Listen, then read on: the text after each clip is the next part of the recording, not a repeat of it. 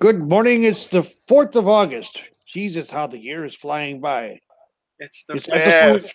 episode 55 of Shooting the Breeze. I'm your main host, TakersMinion. I'm joined, as always, by my partner in crime, my tag team partner, my bestest friend in the whole wide world, Mr. Dr. Senju from the land of the rising sun. Good evening to you, sir. Jeez, lay on the praise a little bit too much. Hey, I speak only the truth. You speak it only the truth. Okay, Exactly. fine. I'm good. I'm a little bit tired. But nothing's new. Nothing really new, except from the other fact that NJPW G1 Climax just happened. But other than that, I'll tell all that later on. But other than that, I'm good. How are you today, good sir?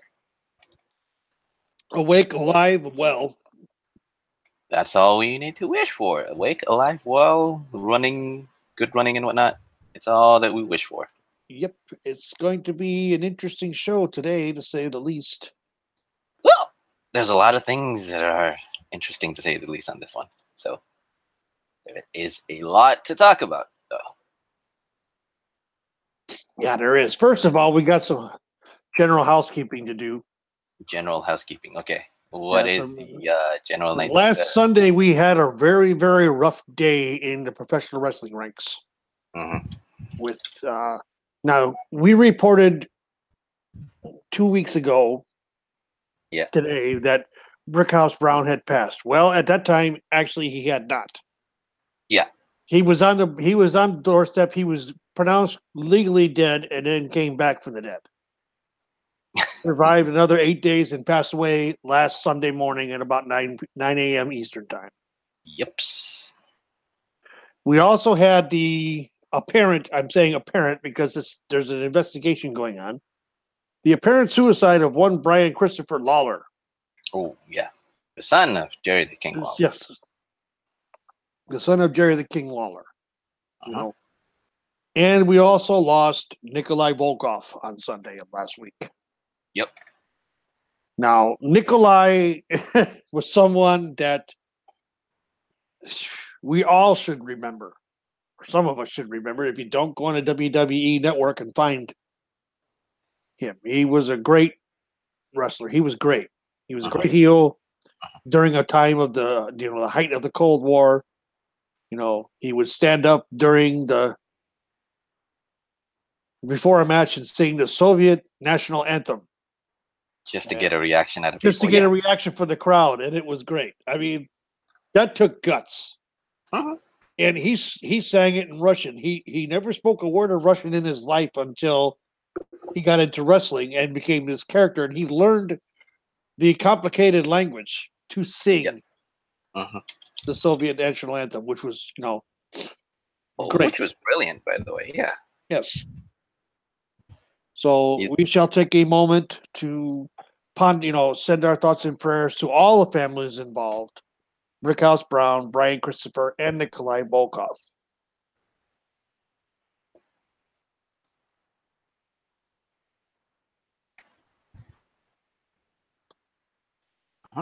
Okay. So, good sir, what a week we've had in wrestling. What a week, to be honest. One of those. It's been that kind of a week. I think it's been that kind of a week, and I think it's been the usual week of summer. I think this is how am I supposed to say it? The slow humdrum of the things that are happening around. So yeah. Yeah. Although I should start off with a congratulatory note to formerly known as Kane. Yes. Well, still known as Kane, actually, because Glenn Jacobs. Yes. Yeah, he's now elected Knox County Mayor in Tennessee. Yes, Knox County Mayor.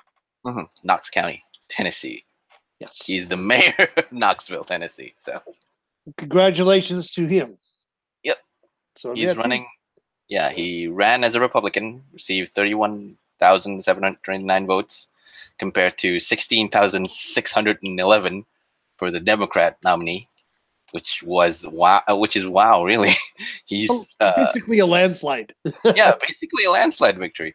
A former wrestler who's very, I think, should we call him a former wrestler, or is he still counted as a wrestler? I consider him a part-time wrestler, but now I think Okay. he's going to have to retire because his job as being a mayor Job, is going yeah. to Being a mayor. Yeah. take precedence over everything else. Yep. Because, well, a wrestler who's very, how to say, very, very intelligent in politics and in the conservative side of things too. So it's a record. It's a historic. Again, I hate to say the word, but it's a historic moment because Glenn Jacobs is the second major WWE wrestler to be elected to public office. With the first one being Jesse Ventura from No, Jesse was a governor. Yeah, but yeah, elected into public office. So I think that counts as both, rather than mayor and governor for public office. So public office still the same. Jesse Ventura was the mayor of Brooklyn Park, Minnesota, and then won the Minnesota gubernatorial election in 1998. So this is the second. This is the second time a wrestler in WWE has been elected into office. Not saying anything about.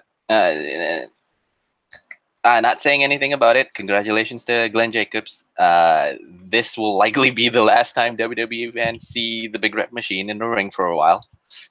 Maybe. Yeah. And yeah, like I said last week, they should have how to say, they should have strike the hot iron one that's still hot with Team Hell No, but nothing happened. So yeah, now maybe Danny O'Brien is going to play a singles wrestler again. So yep, I would think so. Yeah, I would think so. Uh-huh. He's kind of in a situation where he has no choice. Oh yeah, of course, because well, you can't between your career in wrestling and a career in politics, which one takes major precedence between running your life and running the company and your life and running a country and your life as well? Yeah. One of them takes very big precedence, I guess. Jesse Ventura took that step. Glenn Jacobs will take that step as well. Well, so. Jesse Ventura had already retired by then? Retired long before he became the governor. Ah, okay. Because he was forced into retirement due to neck issues. Blood clot issues. Ah, okay. Let me see. I don't know most of the stuff about this, so yeah, this is news for me. Same as in, but yeah, quick shout out to Glenn Jacobs, formerly known as Kane. Good luck on your term as mayor in Knoxville County, Knoxville, Tennessee. Just as surprising as I did not know this, maybe because it slipped my mind or it slipped my radar or something. I didn't know that Big Cass left WWE. He was fired. We talked about it. We talked about it.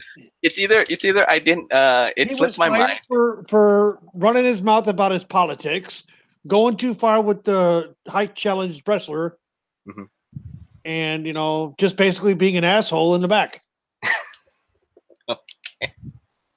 Well, here's the thing, though. He's now booked at a September 21 show in Spartanburg Memorial Auditorium in Sacramento.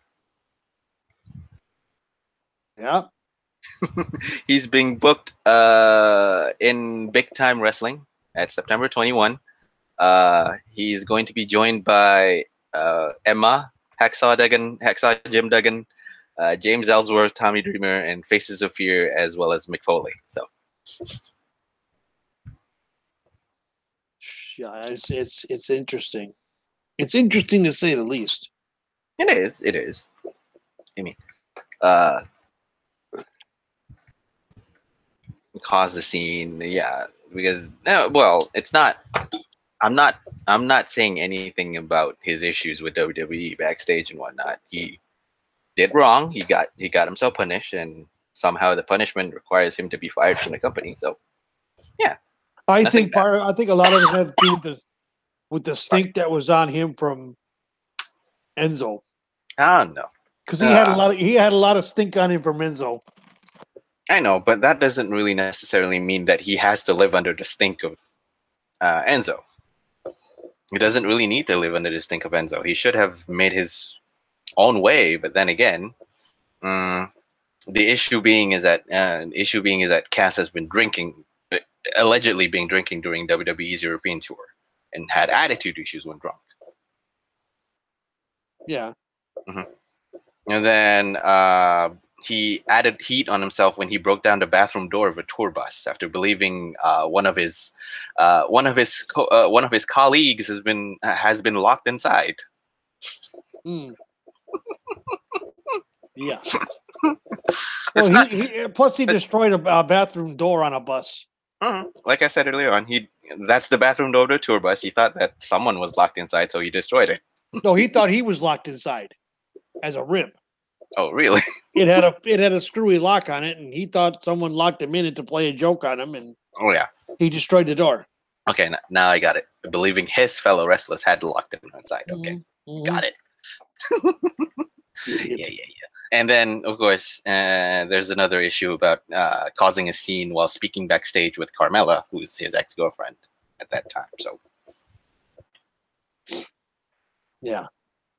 But yeah, again, he was punished by something that he did, not necessarily involving his stink with Enzo and whatnot. It's just that it's his issue that he did something wrong and he should be punished, and the whole other thing compounded to that. So the decision was to fire him. So it's, again, I'll say this on a positive note though.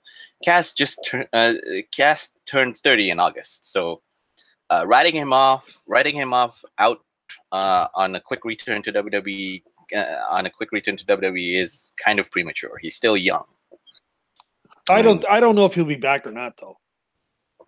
If he corrects himself, because it's not the punishment issue. The issues that he has is not really the fact that he done a terrible thing in WWE. It's just that it's his behavior. I think that's a problem. Yeah. Because again, he's a big guy, and Vince McMahon has an eye for big guys. So, number one. Number two, he's say what you want, he's still he's a decent wrestler. He's a decent wrestler if he just corrects his off-screen or off-ring personality a little bit more. Touch it, just correct himself a little bit more, and yeah, he's still going to be called up. Because when is getting in trouble for drinking a lot and getting himself belligerently drunk stop WWE from recalling any former wrestlers coming back to the fold? No, nothing. Okay. That's there. That's then.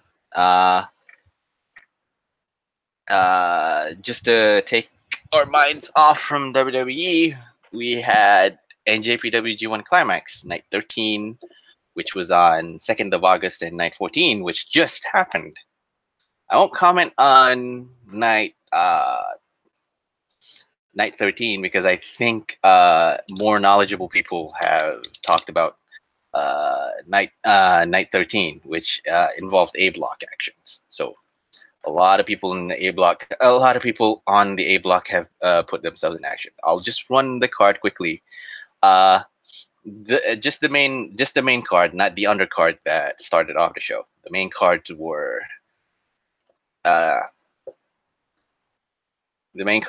Michael Elgin versus Bad Luck Fale, Hangman Page versus Togi Makabe, Jay White versus Yoshihashi, Hiroshi Tanahashi versus Evil, and Kazuchika Okada versus Minoru Suzuki. Those are the I think I think it's safe to say that I can actually tell the results on this one because this has just happened on the 2nd. Not gonna tell the results on this one on night 14. Night 13, A block with He Who Must Not Be Named, of course. I'll pay the fine. I'll just say it out of necessity. Michael Elgin defeated Bad Luck Fale by disqualification. Voldemort. Okay. Supposedly it's if I'm not mistaken, it's an 8. Is it an 11-minute match? I think. I do remember it's an 11-minute match. I don't know how long. I don't know how long because I've not seen any of them. So. Okay. I think it's an 11-minute match. I do believe it's an 11-minute match. Let's see. Yeah, Evil Fale. Yeah, it's Fale. No, Fale and Elgin. Yeah, 11 minutes and 13 seconds. The whole thing was your standard big guy versus big guy, strong guy versus strong guy. Fale targeting Elgin's bicep, which was torn during the G1 tour. But then again, the firing squad came in with Tamatonga and Tangaloa coming in to cause a distraction and does a chair shot. Is that not anything unusual for them as of late? No, because they're out to make a statement. So disqualifications are just to push their agenda and push their storyline is good in my end. I'd say it's good on my end because we're talking about Voldemort. Yes, number one, he deserved it. Yeah, number one. But the comment on this is I don't really want to say that I hate the match. It's a plotting match with the usual bad finish of disqualification on that one. Although again, it is Voldemort. Seeing Voldemort being beaten up by 3 Samoans, and Tamatanga Tangaloa and Bad Luck Fale is strangely slightly satisfying. Although the crowd was booing, so yeah, it's strangely satisfying, and yet I'll agree with the crowd because the whole thing kind of is a bore fest. So if I give it a star, I'd give it a 1.5. If I'm generous, maybe 2 out of 5 stars. 1.5 would be okay. So Bad Luck Fale won. Michael Elgin won by disqualification. Then you have Hangman Page beating Togi Makabe, the big gorilla in Togi Makabe. Somehow got beaten by Hangman Page, hitting the rite of passage for the win. It's a good match. It's a quick finish. It's just the match was under 10 minutes. So it was a quick match. It was a fast match. Hangman Page can't survive the blockade standings because he's almost dead last. He's third in the bottom with only 4 points. So he's not going to go. He's not with only 3 days left. He's not going to go anywhere on this one. So the only thing that he can survive is that he did actually said it himself during the post interview. He's just trying to collect points to stay on the G1 rather than getting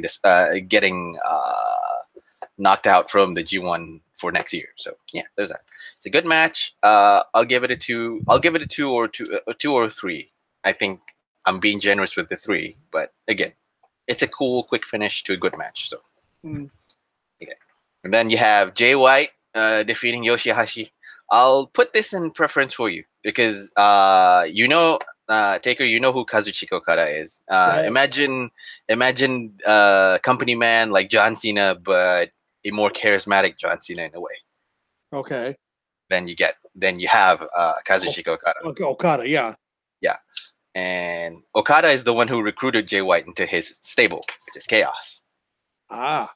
And right now, Jay White is doing better than Kazuchika Okada. Because Jay White's agenda is that he's there to teach the other Chaos members, Yoshihashi, Shoyo, the right way of being a proper champion, because he's the one who's currently holding a belt. Ah, I see. And the former NJPW world champion, which is Kazu Okada, has no belt. Well, didn't he hold the belt for like 2 years? He did. He lost it to Kenny Omega. Just recently. Yeah, just recently. So it is actually affecting him because it is actually affecting Kazu Okada because he's now a little bit more arrogant, but a little bit more broken.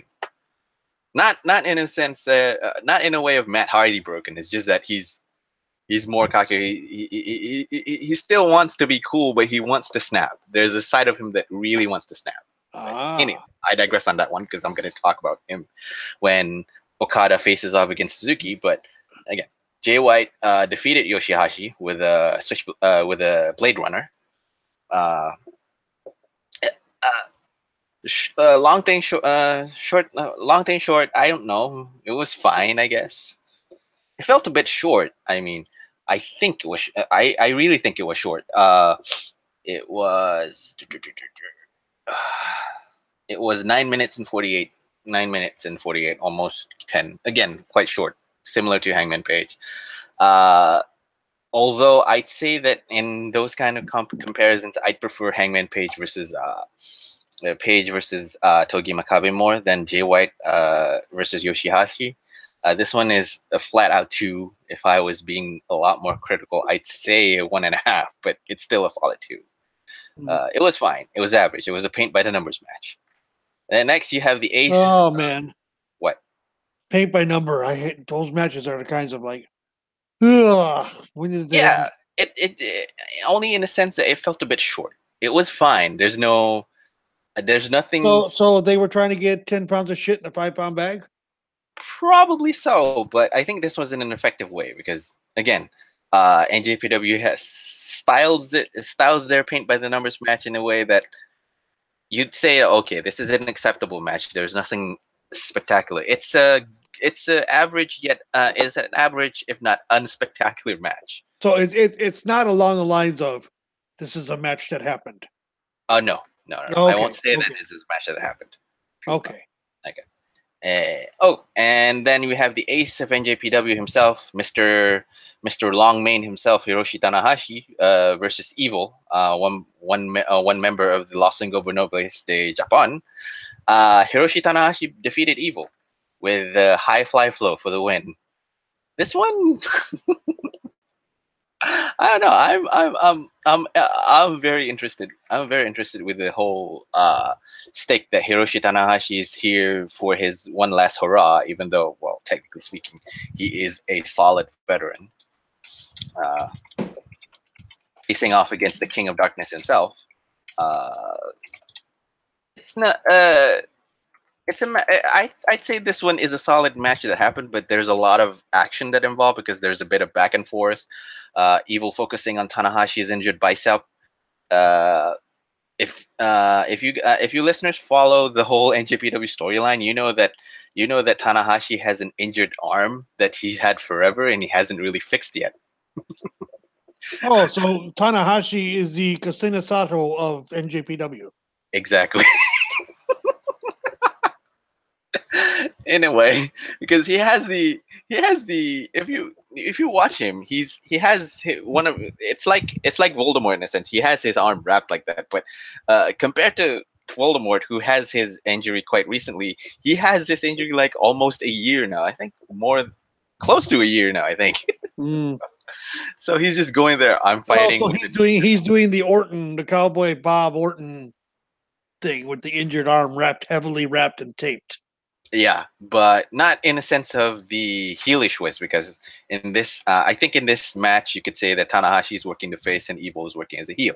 Okay, so because each and every time Tanahashi tries to get some momentum building, Evil cuts him down each time. So, for those of you that don't know, Kasina Sato is a Yokozuna Rikishi and Sumo that has been out with a pectoral muscle injury.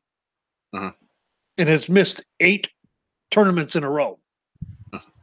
And he's supposed to be back for the Tokyo tournament next month. I don't think he's gonna show up. He's gonna show up. He's gonna fall into like 0-3, 0-4, or 1-3, 1-2, 1-3, and then he's gonna just retire. Yeah. But hey, because he never got the surgery that was required to fix the problem. Yep, this is the similar case. He's stubborn as an ox. He's 41 years old. He wants to have that one last hurrah. This is Tanahashi at his finest. I have a broken arm. I'm gonna work this broken arm to death until you guys get so emotional, which they actually do.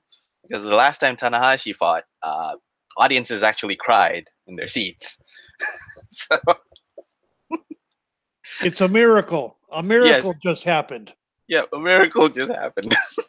We are joined by someone who we have tried repeatedly to have on this show. One Prince Moxley Lopez. Good morning, good sir. What's up? Morning, morning. Well, you sound awake. No. I'm like, what the hell is this? The sun's out and I'm podcasting. This is not right. This is tons of right. The only problem is you have to put yourself in perspective.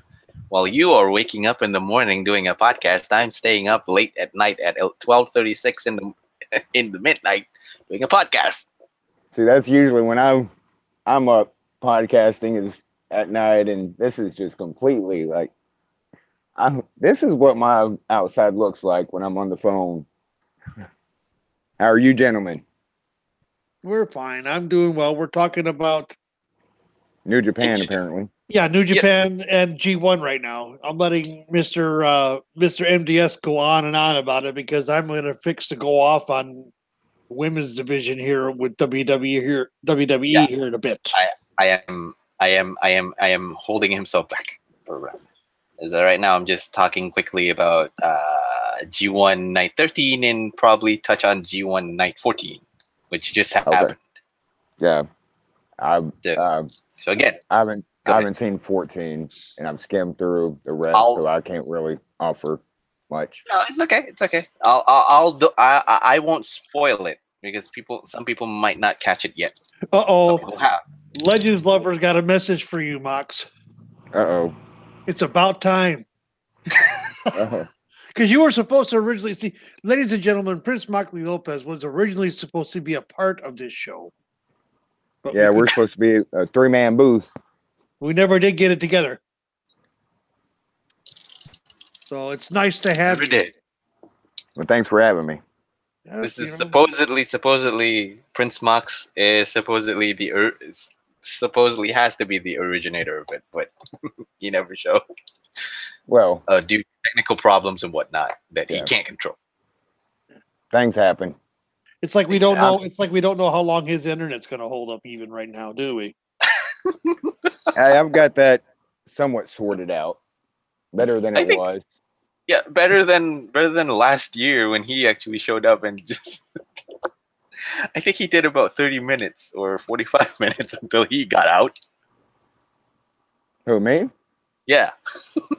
Hey, this is his first time on this show. Yeah, I've never been on Shooting the Breeze. No, yeah. Although when listening, we've invited him several times. Yeah, we invited him several times, but he never showed. But when we listen to Violent Wrestling Podcast, he usually makes good time. Yeah, he usually makes 45 minutes to an hour, and all of a sudden he starts sounding like he's in a puddle of water. Yeah. That part I've gotten fixed. Okay. Yeah. Wonderful.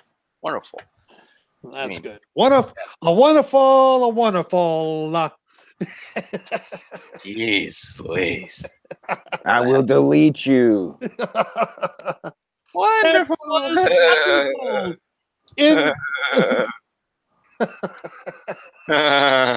Right. Oh God. Here we go. At least it's not going to be broken. We are now woken. Yeah. In what way? Yeah. Broken Matt Hardy way. I'd rather take Kazu Okada way of broken. Damn. I mean, have you seen his entrance in G1? Or if you catch his entrance now, even probably in G1 Special, he comes out with balloons behind him. Yeah, that's crazy. That's just okay. I know you just lost your shiny, but you don't need to be broken so much. You go out to the ring carrying. Wait a minute. Is he as bad as Hiromu? No. Yeah.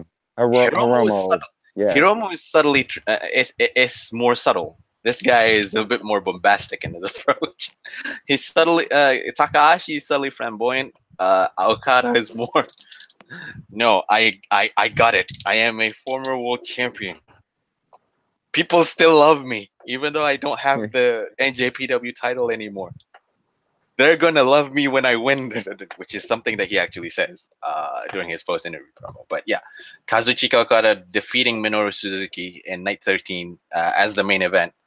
Quite probably the match of the night for Night 13. That was a good match. That was a good match. I mean, just think about it. You have Okada versus Suzuki. Yeah, like Suzuki's basically your Undertaker. If you can't go wrong. This is actually Undertaker versus John Cena in a WWE style, in a WWE stance, because you have the biggest badass that still walks the NJPW planet in Minoru Suzuki, and you have big man Kazu Okada, who's Okada, the Rainmaker. Yeah, the John Cena of New Japan. The John Cena of New Japan. So yeah. As expected, you see hard shots. Kazu Okada still has a beautiful dropkick. Might even trump over Randy Orton's beautiful dropkick as well. Standing dropkick, even if you want to say it that way. Yeah. Of course, Suzuki is going to play the hard game because he's old school. He's going to go with the chops, with the palm strikes and whatnot. Okada is the new generation. He's going to go with the go with the tricks, drop kicks, gotch pile driver. Even probably he teases the gotch pile driver before Suzuki reverses on that one. But yeah, the match was all in all great. I'd say it's a 4 out of 5, but still, it won't compare to either Ibushi Ishii on the previous night, on night 12. Yeah, night 12. Ooh. Or night 14, if I want to do just a minor spoil with Ishii versus Omega, or even Naito versus Ibushi on night 14. But I'll quickly wrap up on night 13 because Okada closing out a show, going with a promo which started off which didn't work because initially he forgot to turn on his mic, and then suddenly, with all the sweat that he has, and especially because on that night the venue itself was very hot, and that's why people were sweating like pigs basically. Okada pulled out a promo saying he needs to win his last 3 matches, but he got it in his hands, and he knows that his fans and his supporters will be smiling afterwards when he wins G1. Which is, again, you are really brokenly confident without the belt down. Right. I mean, has he seen his position right now? He's 3rd, and Jay White is above him, which is insane. Jay White, the guy who Okada actually pulled out from Bullet Club initiation and recruited into Chaos, is now even over than the guy. Yeah. Jeez, goodness. You have a false sense of reality there, my friend. You have a false sense of reality.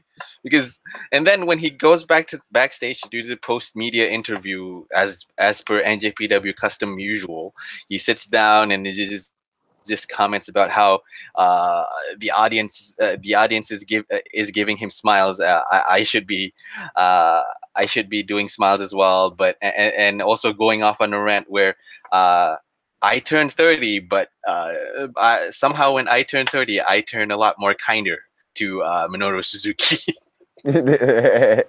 I'm just waiting for Matt Hardy to somehow come in the background and just do his arm thing. It's. I was waiting to do the arm thing and delete. Yeah, I was waiting for the pin drop, but the pin drop never came because when he finishes, he asked the press, "What is 1 + 1?" No answer. No one is answering. The answer is Kazu Okada winning the G2 special. Oh Lord. Messed it up. I don't know whether he messed it up or he intentionally messed it up just because he's pulling a character. But it was awesome. Just it's funny. Awesome. Yeah, it's funny either way. The G2. I'm going to win the G2. Well, you really don't have a chance in the G1, so let's go for the G2. Which is okay. I understand why, but hey. Either way, it's funny. Yeah, either way it is funny. But and yeah, it was a fun night 13. Not many standouts except for Tanahashi Evil and Okada Suzuki. Those two were the standouts. Hangman Page and Togi Makabe, of course, the Gorilla versus one of the Bullet Club elites. It's all right.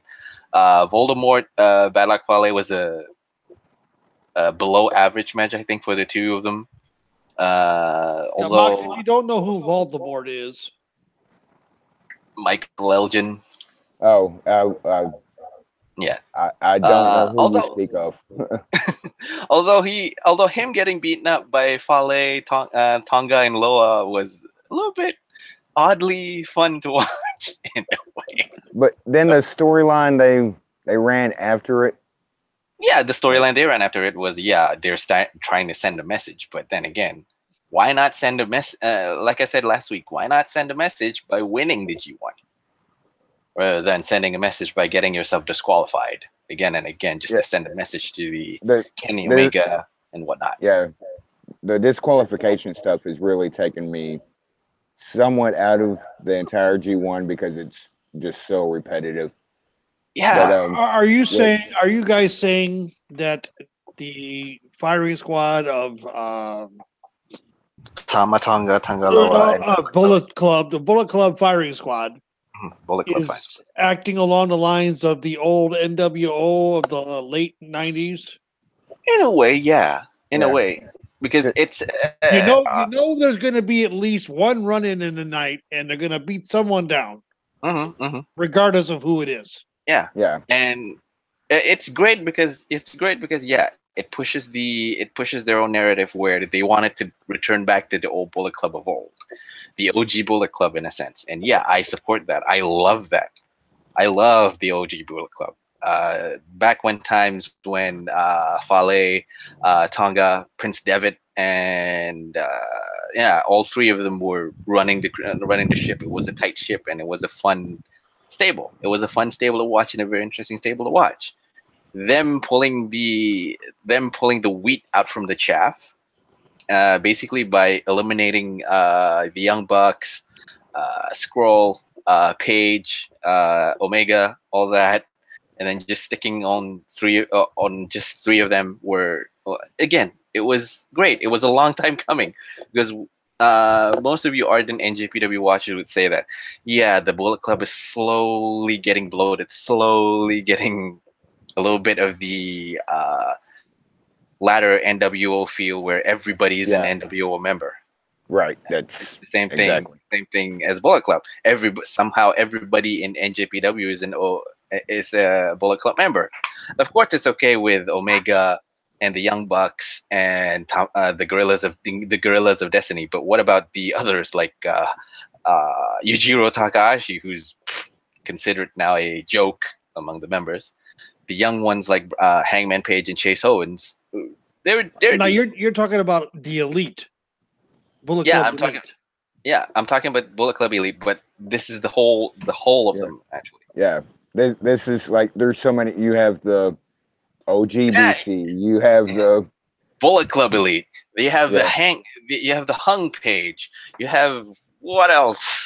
It's like beyond NWO Black and White and NWO Wolfpack. Like it's even more webbed out than that. Oh, so it's more diluted. Yeah, it's more diluted in a sense. Jesus. So that's why the question I have is this: why do promotions, any promotion, who have a good thing going, constantly screw it up? I don't know whether this is because of either NJPW doing that or the wrestlers in Bullet Club themselves are doing that, but I think it's more because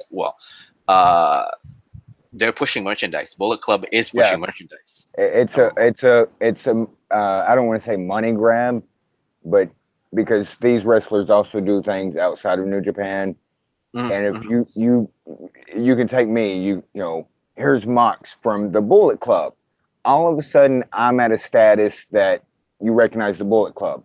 Have no idea who I am, but if you put, from the Bullet Club in my name, I'm ooh, who's this guy? Well, it would be no different than for myself being part of Los Ingobernables. Yeah. Yeah. Because that's what the I had the permission from CMLL to use that. Yeah. For a group that I actually started. Yeah. That is a group of podcasts, which we all know who the members are right now. Yes. I mean, here's the thing. Very exclusive group. I mean, here's the thing. I mean, I can see why, because the whole thing is because it's pushing merchandise, number one, and number two, when you're in a group, you can it is easier to push an identity when you're in a group or when you're in a small group or a small stable in wrestling terms. When you're in stable, you're only using one brand, and that one brand is what makes you the attraction, what attracts you to the group, but not the person. Right. That's what I was trying to, like. You might not know who I am, but if you attach the Bullet Club label, like, I might get a following. It all goes back to money. Mm-hmm. Some way, fashion or form. It's money.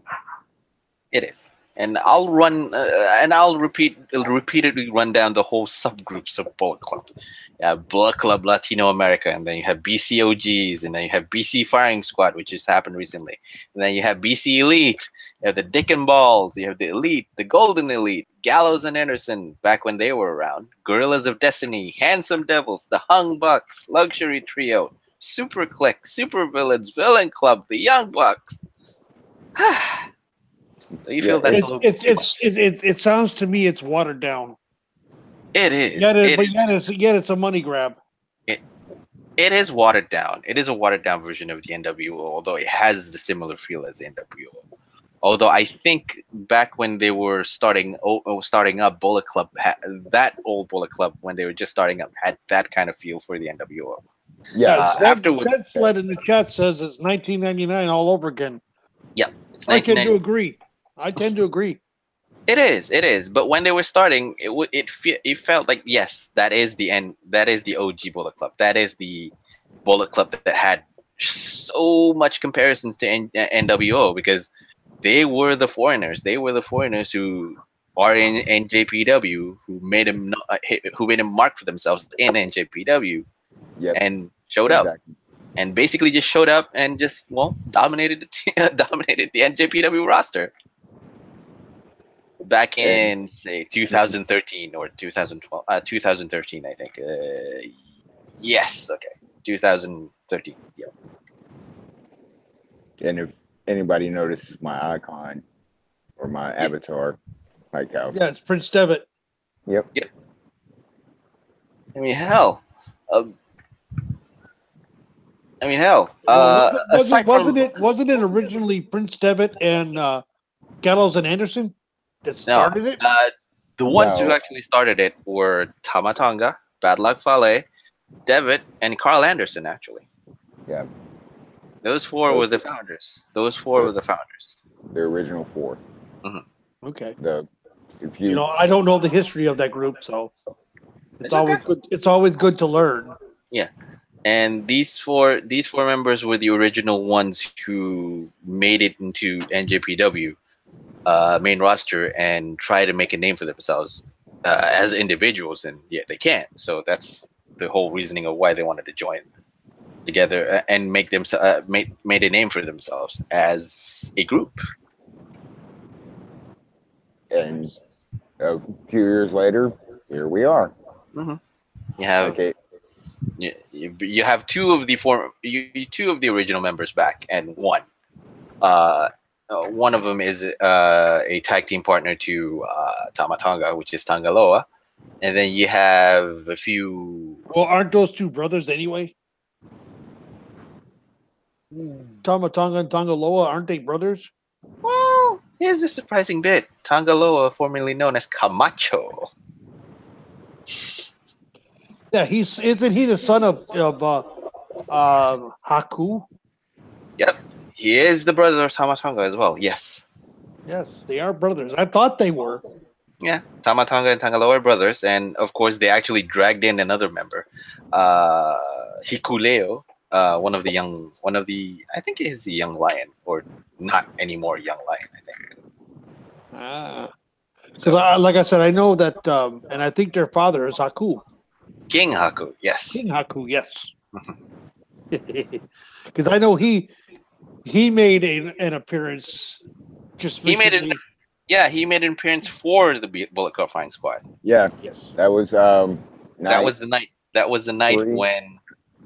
That was the night when all four of them went after the Bullet Club Elite, the rest of the Bullet Club members, and just discarded them like trash. Just tossed them away, saying that you don't want you guys in no more. You are not Bullet Club. And ladies and gentlemen, if you want to hear the whole story, I think it was 2 weeks back. 2 weeks back when Chris Crazy Chris Kogan came on and told the story, and I mean, during the time he was telling the story, you could hear a pin drop. Everybody was quiet in this group that was listening. We had him on. I had to have him on after he did it on his show, and I wanted him to repeat the story. And it was great to listen to. It was. And it was the night when the Bullet Club Firing Squad got rid of the Bullet Club Elite. My goodness, there's a lot of people. Chase Owens was out, Cody was out, Hangman Page was out, Kenny Omega was out, Marty Scurll was out, Nick Jackson out, Yujiro Takahashi was out. Surprises, Stephen Amell is also being called as Bullet Club Elite. And they were that randomly just came out of nowhere. No. I mean, I'm just glad I chose Los Ingobernables over Bullet Club. Well, that's like Dennis Rodman being in NWO. What the hell? What the hell is going on? It's like Dennis Rodman in NWO. Stephen Amell is in Bullet Club. Okay. So you're saying that he's the Dennis Rodman of the Bullet Club? Yeah. Oh God. Well, I mean, we're comparing, the NWO to Bullet Club, and that's basically what it is. That's basically if you look at it, I mean, let's break it down, people. Let's break it down. Yeah. NWO only had two groups, actually, Black and White and Wolfpack. Bullet Club has been diluted down into so many different sub-factions, it's ridiculous. Yeah. And eventually there's going to be infighting. Yeah. Yeah, that's inevitable. That's pretty much, it's inevitable. But and then even you had rip-offs of NWO with the LWO, and then the Blue World Order. The BWO. World Order, yes. Yes. The Blue World Order. Oh my God, that was, I have to say, the BWO in ECW was some of the funniest shit I ever saw. Yes. I mean, Blue Meanie just. I always have a place in my heart for Blue Meanie. So do I. We're taking over. We're taking over. Yeah.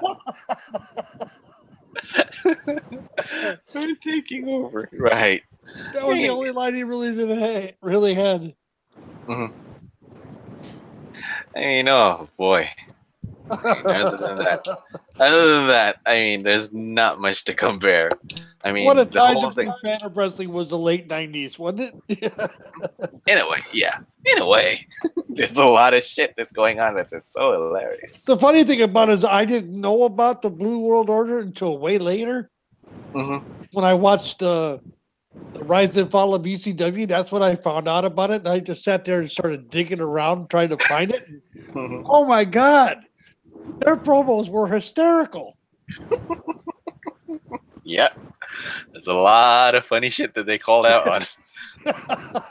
And it was the thing about it was a spot on parody.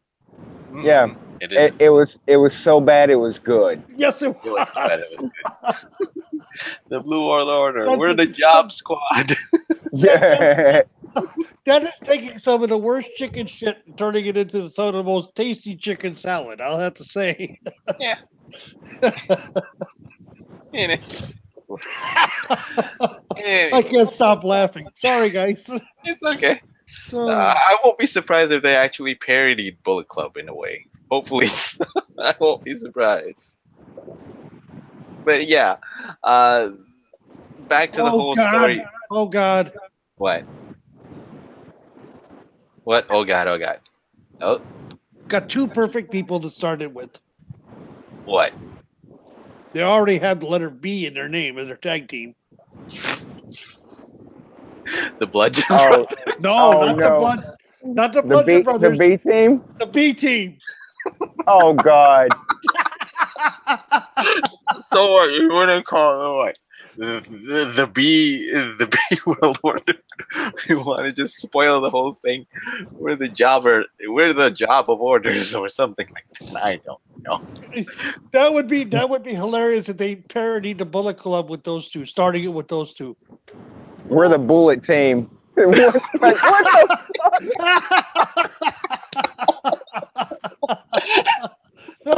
We're the Bullet. No, we're the New World Jobbers. No, the Bullet team sounds better. Yes, Bullet. like because you're not technically ripping off the club part. You're just we're the Bullet team. We're Like the that Bullet would- team. Well, we're the ammunition team. We're the ammo team. There you go. That's it. We're the And we AT. know, and MDS, you and I both know Mhm. that WWE somehow listens to this. Their spies listen. Please don't. If they actually got that, they're gonna have a minefield to tread on with getting into almost direct war with NJPW. I do not want to be the reason why WWE is starting a war, because you guys are actually taking Bullet Club. How? You use ammo team. We didn't say it. These two yahoos were saying it on the podcast. These two yahoos were saying on the podcast. We thought it was just an interesting idea. The reason I say that is that it's happened in the past. We've said something on this show, and within 2 weeks, it's happened. And the best part about it is Curtis Axel and Bo Dallas could freaking pull it off. They could. Yeah, they could. Like, they could. And then recruit the fashion police and be their Oh Matt my and Nick Jackson. Recruit the fashion police, be their Matt and Nick Jackson. And then recruit the Ascension. Ascension to be what? Chase Owens and Hangman Yeah. Page. Let's start splintering the faction before it actually even forms. And we forget one more person. How about Curtis Hawkins? Kurt Hawkins. Yes. Kurt Hawkins is the leader. Oh my God. Oh, and still never wins. Still never wins. But he's leading the group. I believe in the group, but I still lost. My record is 109 matches and still counting. I am proud of that. The ammo team shall never fail. You guys feel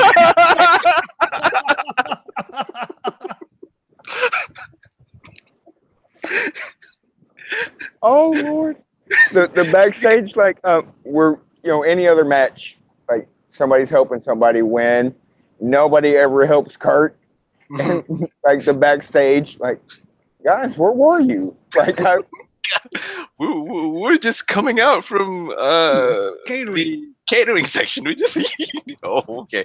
No, and then they have the YouTube show, not being the elite, being the jobbers.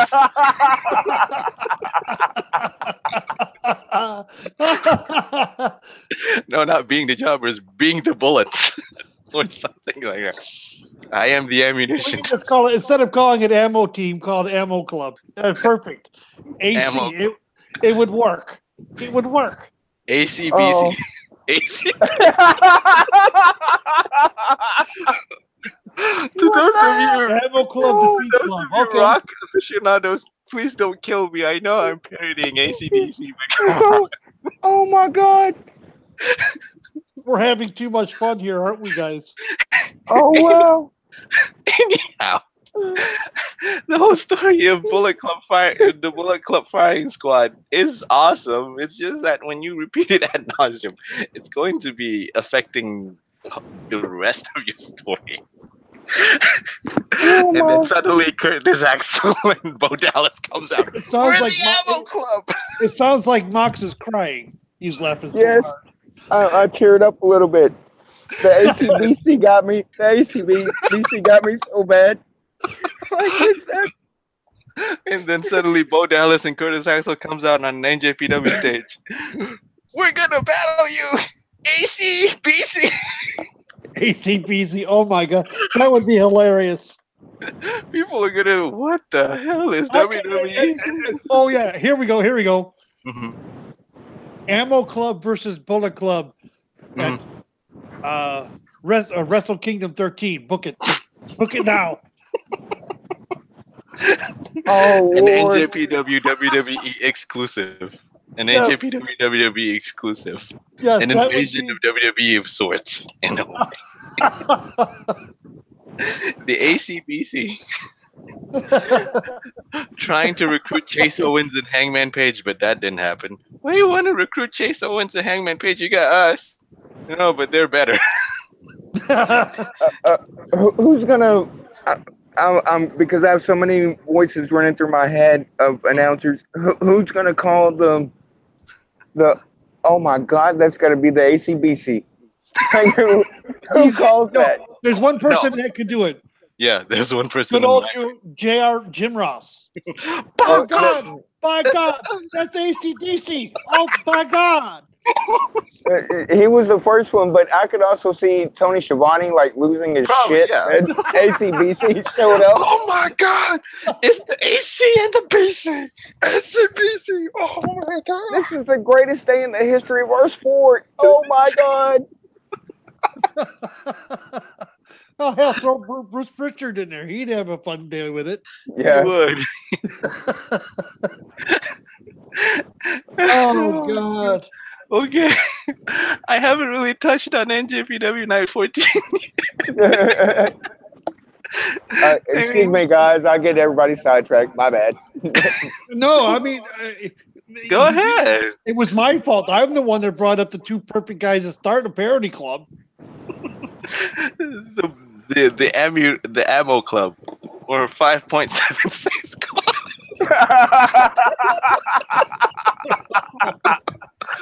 Oh, If they want to really parody the whole thing, 5.76 Club.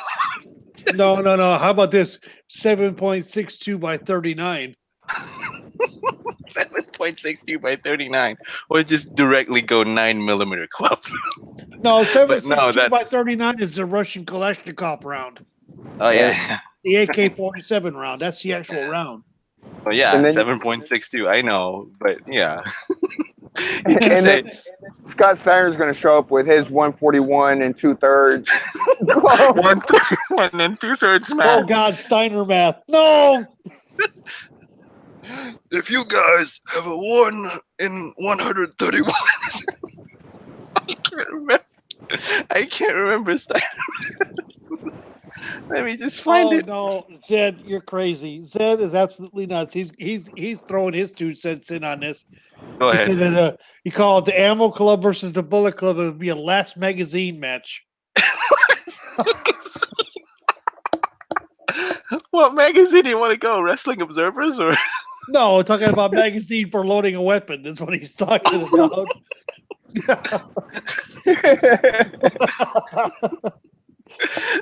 And then Scott Steiner and the comes thing out. about it is, Box, you're having way too much fun for 11:10 in the morning, aren't you? Yes, like I was going to say something like, dude, this early for me on a Saturday? Like, no, I don't laugh this hard. Like, And then Scott Steiner comes out, just go, normally if you go one-on-one with another wrestler, you get a 50-50 chance of winning.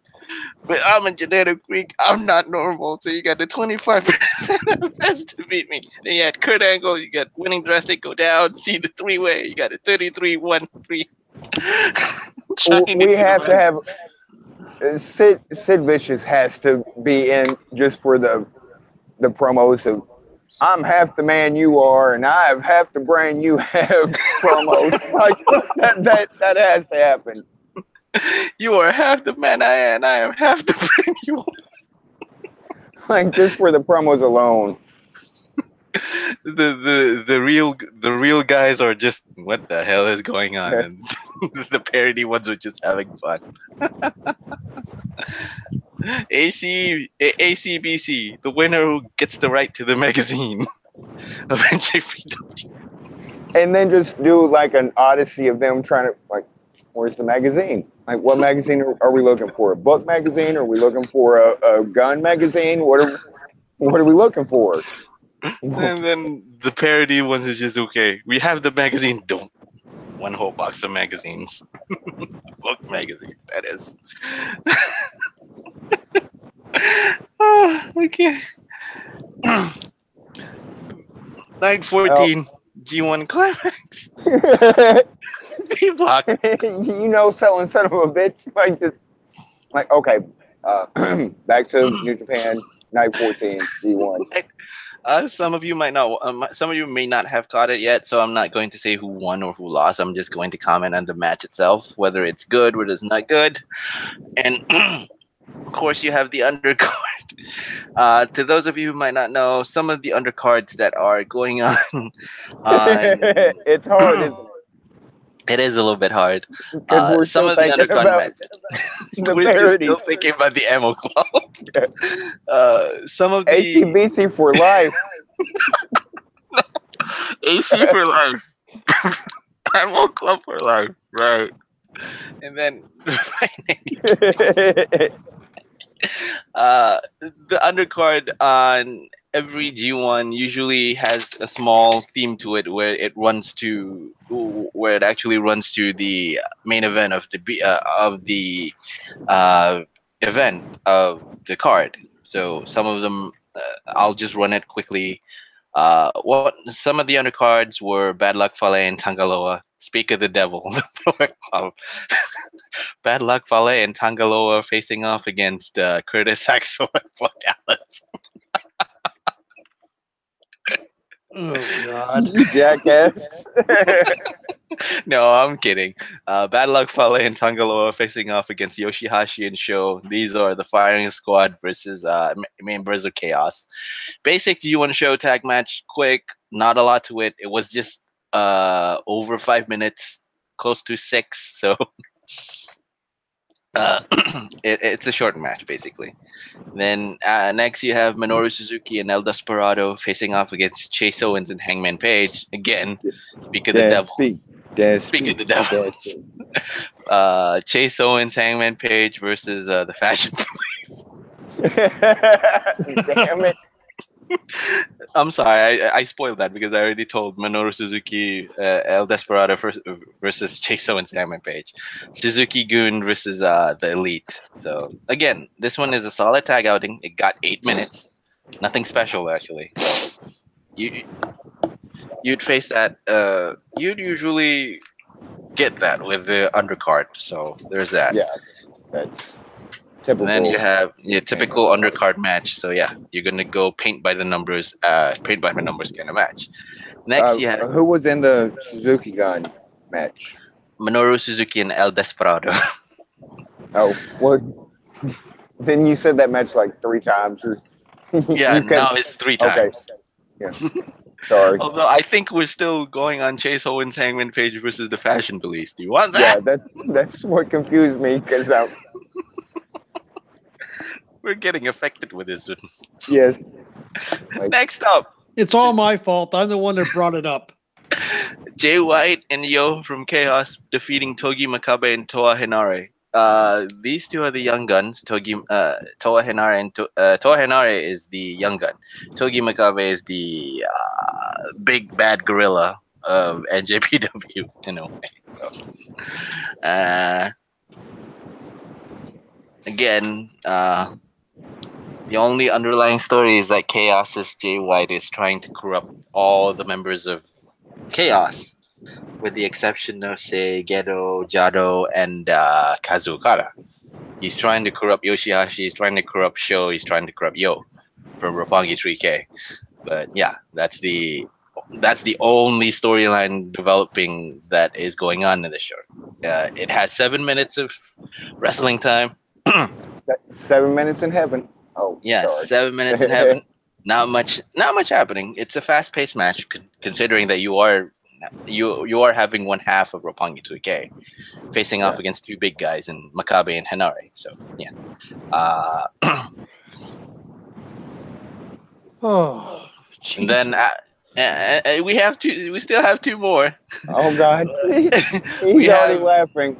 Yeah, Michael Elgin and David Finlay. Now you can stop laughing. No, it's not. We do not say that name here. Okay, Voldemort and David Finlay versus Tanahashi and Shota Umino. This was all action. It got 8 minutes and 22. For an undercard match, this was pretty good. Even if the underlying thing, because I'm more concentrating on Hiroshi Tanahashi, so there's that. But the winner itself, David Finlay. David Finlay is actually quite good. He's actually showing up on G1, one of the dark horses, and I kind of like him more and more as G1 goes on. And last but not least, you have Evil and Bushi, the LIJ versus Kazu Okada and Gedo. This one is as expected of a match with Gedo. Because you have the veteran in Gedo, and you have one veteran in Bushi with a mask. So there's going to be slight comedy spots and slight comedy spots and slight waste of time spots as well. But yeah, it's not as bad as you think it is, but it's still good. So there's that. That's all the undercard that you can watch. You can skip it if you want. Some of them are entertaining. Most of them are just average. So you have B Block. B Block match with Sanada from LIJ versus Toriano. This is a complete comedy match. It had 5 minutes and 23 on the clock. It's totally a comedy match because if you guys watched NJPW, you know who Toriano is. This guy's stick is just one of the veterans, one of the dads of NJPW trying to get his kicks. Sanada is not having any of it. So there's that. And then the next one is Hiroki Goto facing off against Tamatonga. One word I can say is that this is a mess. This is a complete mess. Well, based on the previous days, and Tama's in it. Yeah, pretty much. I mean, sure. Oh, sorry if you hear my dogs in the background. It's okay. It's okay.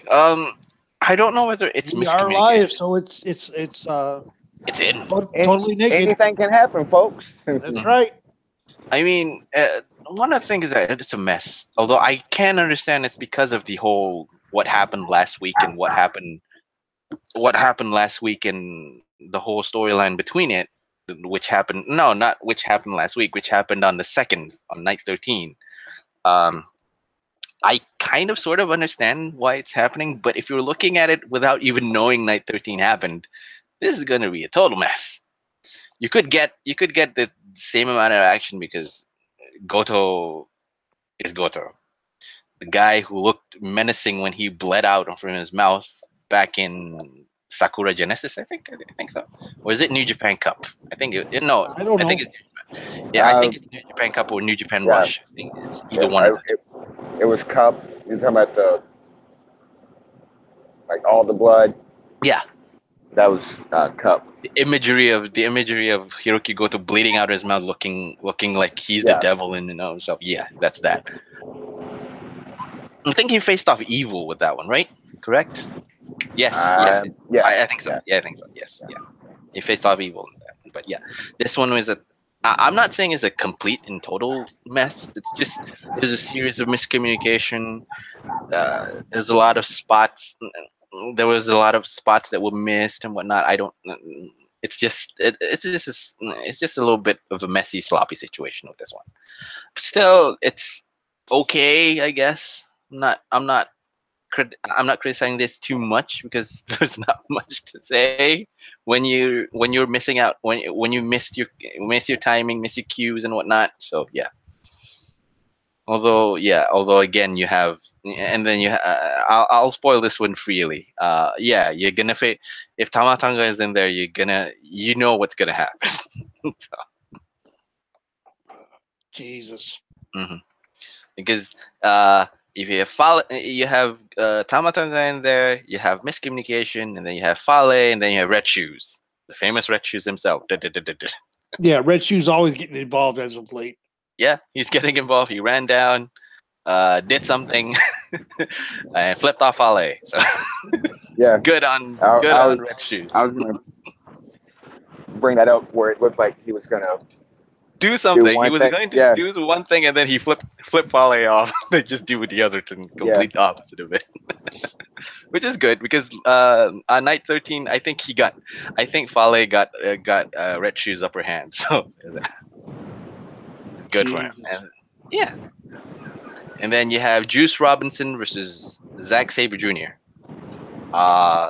Of course, Zack Sabre Jr. has issues with Juice Robinson because he said that he had defeated Juice Robinson back in the USA, and he's gunning for Juice Robinson's title. So there's that. People are really into Juice. So I went quickly, like within 2 months, probably a little longer, but from when I can't stand Juice Robinson, I can't stand Juice Robinson to okay, I'm coming around to Juice Robinson. I'm coming around, like, hey, I like Juice Robinson. Like within 2 months, saying like seriously, like he's, and I don't know if you guys have spoke about this before, but he was formerly NXT CJ Parker. Yeah, he did. He is. You know that, and yeah. He has come leaps and bounds after his exit from NXT and entering NJPW and becoming Juice Robinson. Yeah, he's becoming a crowd pleaser. He's becoming a crowd favorite, especially after so much so that NJPW decided to strap him. So there's that. Yeah, and he's earned it. Yeah, and he's earned it, and he's earned that spot when he faced. He's earned this spot when he faced off against Zack Sabre Jr. My goodness, the ending sequence alone. If you guys aren't into technical, if you guys aren't knowledgeable enough about technical wrestling and submission grappling, Zack Sabre Jr. is gonna teach you how to do that. Oh, you're saying Zack Sabre is a good shoot wrestler? Yes, he is. Quite possibly the best, if not the best. One of the best, if not the best. Yeah, he's definitely.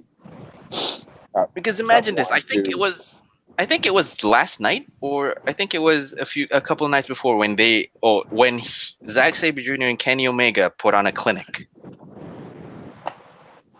Put on a technical wrestling clinic on a G1 Climax, and that was great. Now, how much more is left in G1? How much more? We have only 3 days left. Okay, so it basically G1 has a format that sounds like it's similar to a sumo tournament almost. Yeah, in a way. In a sense, consider this: you have 2 leagues.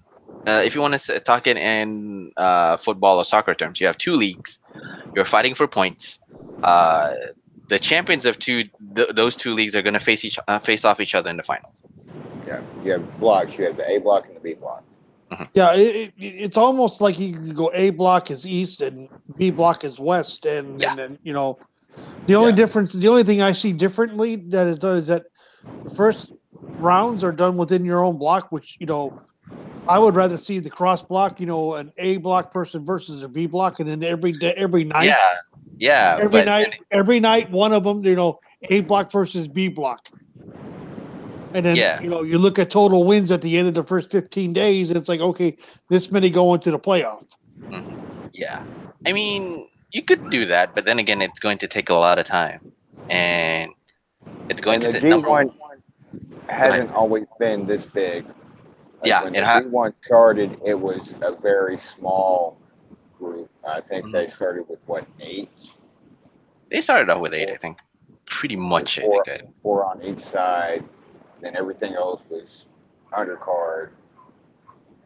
Oh, okay. So. Yeah. Yeah, like it started very, very small, and it only lasted out. I can't remember if it was 3 days or 7 days, but it was very small. And now it's where the G1 takes up almost a month. Mm-hmm. Because here's the thing. The first of the G1 where it is officially called a G1 Climax is on 1991. There's only 8 people going in there. Wow. There's only 8 people going in with 4 blocks. With 2 blocks. So that means 1 block has 4 contestants. Yeah, 2 blocks of 4. So there's only 4. So that. This is this year's might probably be the biggest, if not one of the biggest, and one of the one. I'd say the most stacked. I think this is the most stacked. Oh, I would concur with that. Like this G1, like I said, like the only downfall so far is the damn disqualifications. Yeah. Like those damn disqualifications. Yes, I know. I agree with that. Those. And then, you just know it's coming. Like the first time, like, oh. The second time, and then the third time, like, oh shit. Oh shit. Yeah. Fourth time. I mean, it doesn't really affect. It doesn't really affect my viewing of the Bullet Club Firing Squad because again. Yeah, right. But I'm saying in the tournament aspect of it, like it's, we know how this is going to end. Ruined a bit. Yeah, I slightly. It make the viewing of the tournament a little bit ruined. Doesn't really affect them as a whole, but like I said, it's like I said last 2 weeks. If they wanted to make an impact, if they wanted to make a statement, why not win the whole G1 and then make your statement? Yeah. But anyway, back to the whole Juice Robinson, Zack Sabre Jr. The end sequence where Zack Sabre used Juice's limbs to tie him in knots. Oh my God, it's ugly and yet still artful in a way. It's like Picasso in a sense. The end sequence himself, where he ZSJ tied Juice into a knot. I don't know how he did it, but it happened, and yeah, it happened. And then you have arguably two of the best matches that you can find on this night. B block match. One of them is Tomohiro Ishii versus Kenny Omega. Fresh off Tomohiro Ishii facing off against one half of the Golden Lovers in Kota Ibushi, which I loved, which I really loved it at all because the clash of two styles with Ibushi's high risk high maneuver and Tomohiro Ishii's just bowling forward with his strong style. Oh, this is another two set. Two future Hall of Famers put on an absolute masterpiece. It got me and George arguing. George at Saves from Two Guys One Sport arguing whether this match against Ishii, this match with Ishii against Omega, or this match with Ishii against Ibushi was the best. There's a lot of discussions and whatnot talking about it, but yay, it happened. Again, two future Hall of Famers put on an absolute masterpiece. I love the night two's promo where Tomohiro Ishii said, Kenny Omega is the best bout machine. He hasn't. Please remind Kenny Omega who Tomohiro Ishii is, and this is the reminder.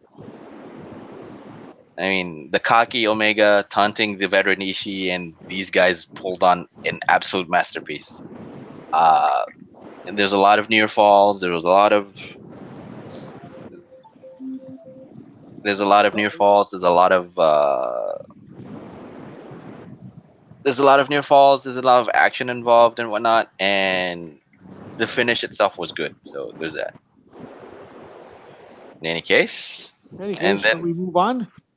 last match, Kota Ibushi versus Tetsuya Naito. It was an incredibly physical match. Again, arguments being made that Tetsuya Naito might snatch Will Ospreay's title as toughest neck in NJPW. These two final matches on night 14 are just great. If you want to watch the whole night 14, you can watch it. But if you want to watch just a portion of it, you can catch Ishii versus Omega and Ibushi versus Naito. The result of the Ibushi versus Naito kind of made me a little bit sad, but hey, I'm in two minds about it because both men are clearly my favorite going in. So Yeah, and I haven't seen the results or anything. But yeah. Because now it changes. Now it changes a lot of things already with the B block standings, which I'm not going to tell. You can catch it. You can. I think by now, if you watch it and you watch the spoilers as well, I think you get the whole point. But there you go. There's a whole G1 Climax. I enjoyed it. From the 2nd of August to the 4th of August, which just happened, I enjoyed the heck out of it. I'm glad that I actually decided to actually watch the whole thing because it turned out to be a good thing because something to talk about. Yeah, something to talk about. Number one, and number two, well, we're already constantly talking about WWE sometimes, and we're criticizing it. At least we'll do something to complement the wrestling. And here's something that we can complement the wrestling about. There are some issues like the whole disqualification thing with the whole Bullet Club OG. But hey, Bullet Club. I'm going to sit here tonight. I'm going to sit here for a few minutes and compliment CMLL from last night. Oh, okay. Because there were some interesting matches last night. Interesting things that went on last night. A couple of them I want to touch on. Actually, 3 of them. Okay. First of all, I didn't know that CMLL had some kind of working arrangement with Ring of Honor until last night. Mm-hmm. When they had a NWA World Welterweight Championship match between Matt Taven and Volador Jr. 2 out of 3 falls. Matt Taven is still in? Wow. Yeah. Right? That was my first, like, wait a minute. Yep. They Matt got Taven is the historical welterweight. okay. Okay. Por Campeonato Mundial Histórico NWA de Peso Welter. Matt Taven campeón versus the Retador Volador Jr. Volador Jr. won in 3 falls. They went to 2 out of 3 falls last night. Mm-hmm. Solid match. And at the end, Matt Taven, presented the belt to Volador. Oh. Nice touch on Matt Taven to present the title to Volador. Because he was the heel through the match. Yeah. And at the end of the... Double the respect then, if he's the heel. Yeah, he was the heel during the match. He was booed incessantly by the crowd. Oh, okay. Because I watched the match live, and it's like, holy shit. Okay. First of all, you're having ROH people showing up at CMLL. I'm like, wait a minute. When did that start? I didn't know anything about that. All right. Okay. The Volador Jr. is a younger high flyer, and they try to keep a lot of the historical belts done in Mexico for one reason or another. Mm-hmm. They're the ones that seem to recognize the belts more so than anyone else. Mm-hmm. But it was a solid match. Like I said, Matt Taven presented the title to Volador when it was done. And guess who come running out? Who? The HCBC? Please tell me it was the HCBC. No, it was Rush. Oh, okay. Sorry, I had to. That's fine. The MLL show suddenly AC comes out. We are the Ammo Club. It was Rush. He attacked Taven. And he attacked Volador. There's always been issues between Volador Jr. and him. while Volador was getting the hell beat out of him, Matt Taven turned face down there and went after Rush. And the two of them were basically ran the two off. Okay. Ran Rush off, which was fine. But the thing that caught my attention last night is that they had a, like you could basically call it a Legends match. Okay. Because they recognized Negro Casas last night. For 44, almost 44 years, or 40 years, over 40 years in the business. And most of his time's been with CMLL. It was Negro Casas, Atlantis, and Blue Panther versus Octagon. And that's a name that a lot of people don't know. He's been around for a long time. Versus Guerrera and Solar. And in the end, of course, because Negro Casas is now a face and is beloved by the fans and was recognized for all this stuff, his team won. Oh, okay. Because the way they work it there is that all matches are 2 out of 3 falls. And if you pin the captain of the team, the fall is over. Other than that, you have to win. You have to pin 2 of the 3 to win the fall. A lot different. It's a lot different setup, and it is nice. They're able to get these matches done in about 15 minutes, and it is nonstop action from start to finish, which is great. But seeing Negro Casas pin Solar, who was the team captain for the Rudos, quote unquote Rudos, in the end was nice to see. Okay. They brought it before the match. They brought his family out, his wife, which is Dalis, and Mox. You know that. You know a lot about CMLL, or do you follow more AAA? I do both. I haven't, with my internet problems the last year or so, I haven't been able to follow as closely as I want. They do Friday night shows like for free on YouTube for CML or CMLL? You could also get it on Colorado Sports. They're starting to open it up more regularly. But it was nice to see. I'm just trying to figure out when did Negro Casas become face. I missed the turn, so I don't know. But the main event of the night was an interesting trios match. You had L.A. Park, the original La Parka, King Phoenix, and Penta El Zero M, Pentagon, versus Rush and the Briscoe brothers. The Briscoe brothers showed up to... Yes, the Briscoe brothers showed up to a Friday night show. They showed up to a Friday night show at Arena Mexico, in Mexico City last night. Nice.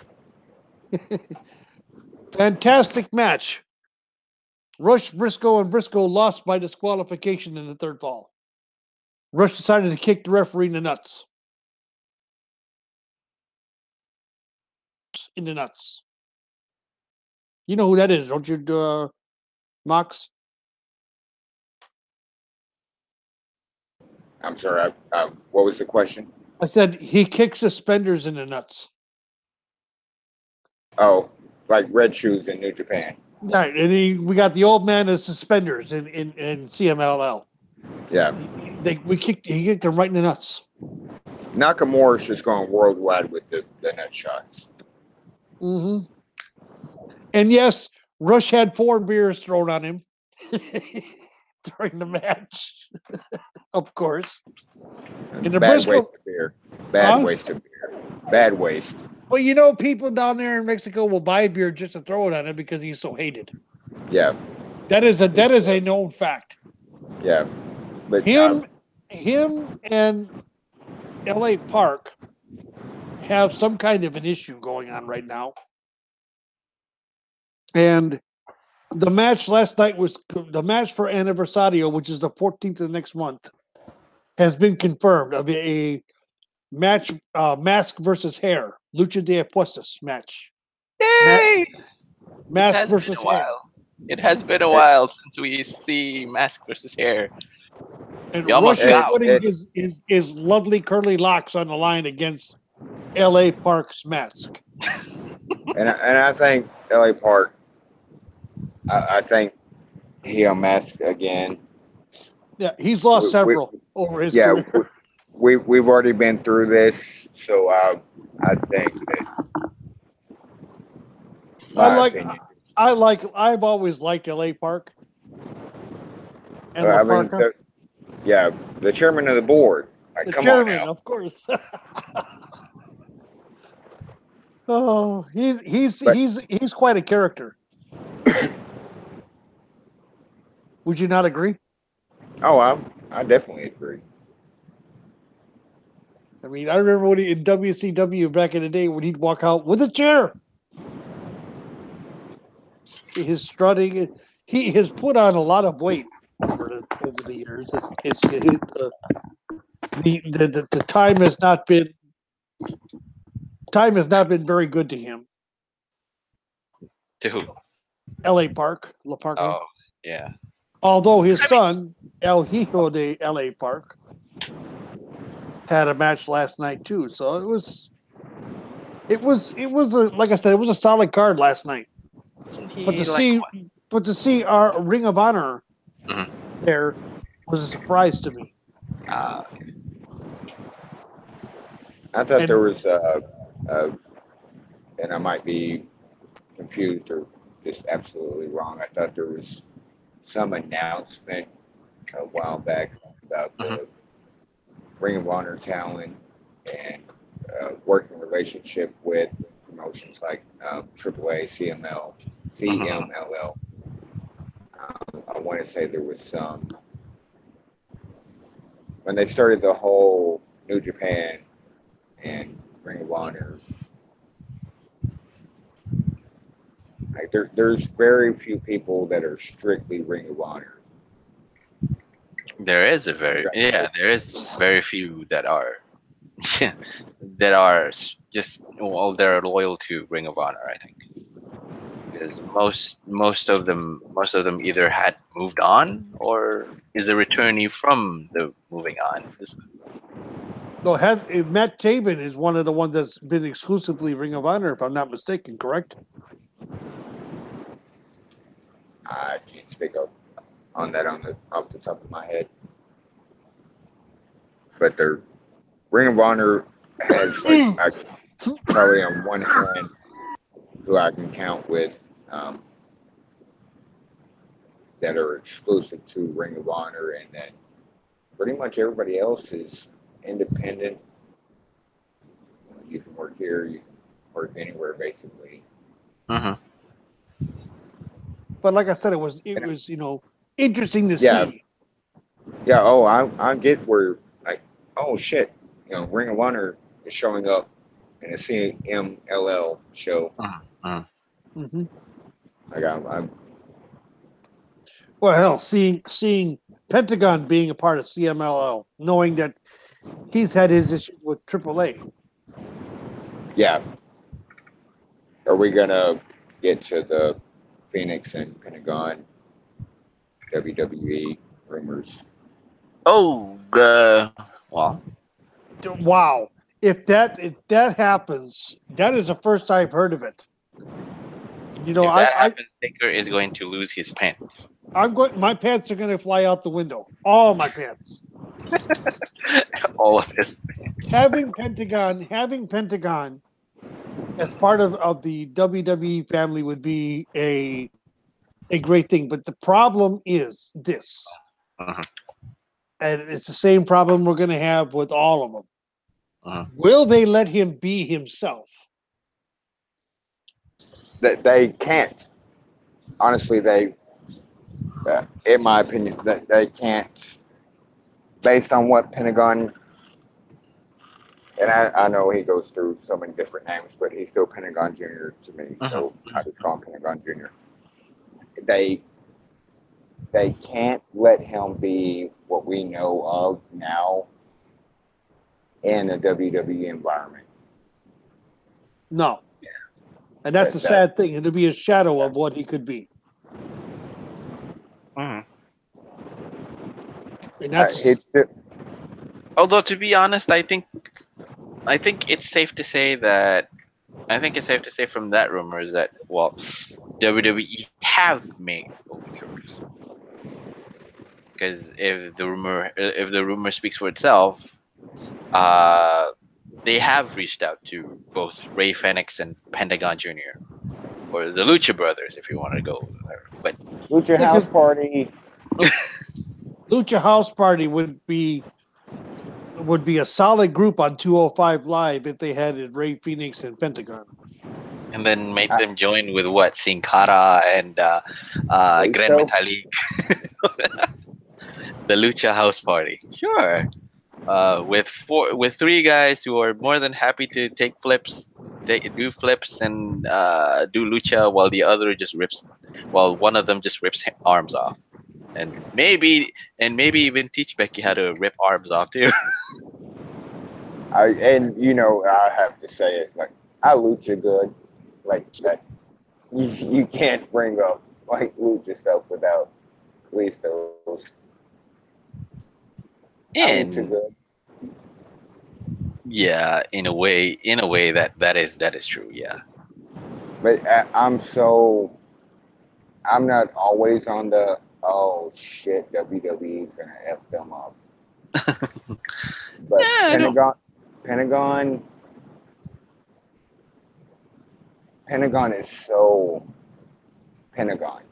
Mm-hmm. Pentagon is so he's a vicious character. Yeah, it's hard to describe Pentagon unless you see him. Mm-hmm. And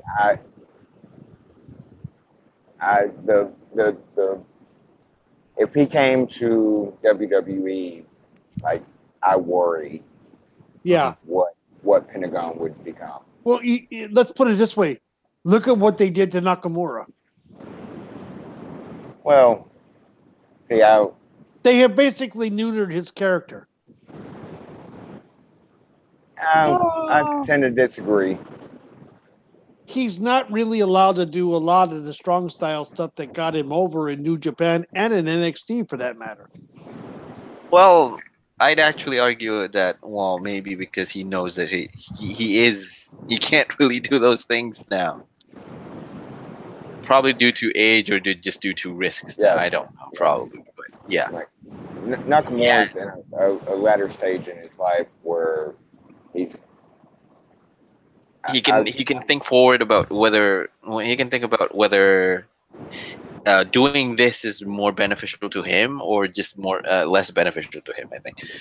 Although yeah, you can say that probably in a way that, well, WWE is shackling him up. I think it's for a good thing, because due to his age and his experience and whatnot, probably that is the underlying thing. But yeah, you can say that Nakamura is slightly neutered in a way. Slightly. Not all of it is neutered. Yeah. And for those that, he was, every match he ever had in New Japan was so great. Mm-hmm. He did turn up for the big matches. But Nakamura does, take some matches off. Like, he's always been like that. Mm-hmm. Anyway, but yeah, back to the whole story about, well, Ray Fenix and Pentagon Jr. coming in. The only thing that I can confirm is that WWE has actually queried about the availability of both of the mass luchadors. Aren't they both signed for another 3 years? With Lucha Underground, yeah. But there's probably clauses. There's loopholes and clauses in the contract where Pentagon or Phoenix could leave if the money comes from a larger promotion. Yeah, because remember this. No, not even AAA. Actually, with Lucha Underground as well. Before before he came to NXT, Ricochet was Prince Puma back in Lucha Underground. He actually asked for an early cut from his. He asked for his contract to be cut 1 year early so that he can actually join NXT. That's true. Uh-huh. A lot of people don't know that. They figured his contract ran out. No, he asked for an early release. Yep. And but then the problem of if he's already been on, like say season 3, they have to wait. He can sign only once, but they have to wait for that season to run out. Uh-huh. And then he can show up on WWE TV. Yeah. I mean, but in any case, what was it again? Okay. Now we're going to get into the hot topic. Oh Lord. Yeah. The women's roster. Yeah. And yes, Mox, you and I have had words about this. Not really. I gotta stay out of that. When it comes to Ronda Rousey, we've had words. Yeah, we've talked about that. She, as far as I'm concerned, she is not part-time. And a simple reason now is that what is she doing Monday night that Brock hasn't done in 5 years? Well, she's wrestling Raw. Mm-hmm. She hasn't won any titles. She has. She has. Look at MDF coming in with some like what has she done? What has she done? Oh, okay.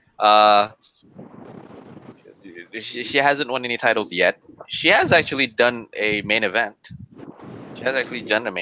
So. Mm-hmm. What else? She showed up to work. She's been there. She's been there whenever they wanted her to be at Raw. Okay.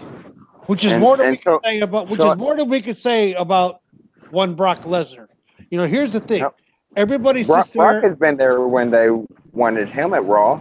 Mm-hmm. When they were willing to pay him, he's been there. Right. The thing about it is that Ronda signed. Here's the biggest issue I have. Okay. Go ahead. Answer while. Brock had time in Ohio Valley Wrestling to hone his craft. Uh-huh. Ronda has not had any time in anything like that. She's basically been thrown in the deep end. All right. And she's already done more than Brock has done. I'll toot my horn a little bit and say that I'm the one that told you that Brock had OVW time. Right. He had OVW time, where Ronda has not really had any time on the developmental circuit. So is it truly fair to call Ronda part-time? Yes.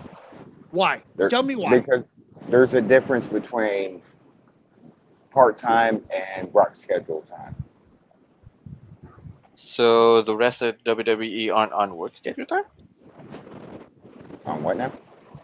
So the rest of the WWE roster aren't on work schedule time? They are. And okay, go ahead.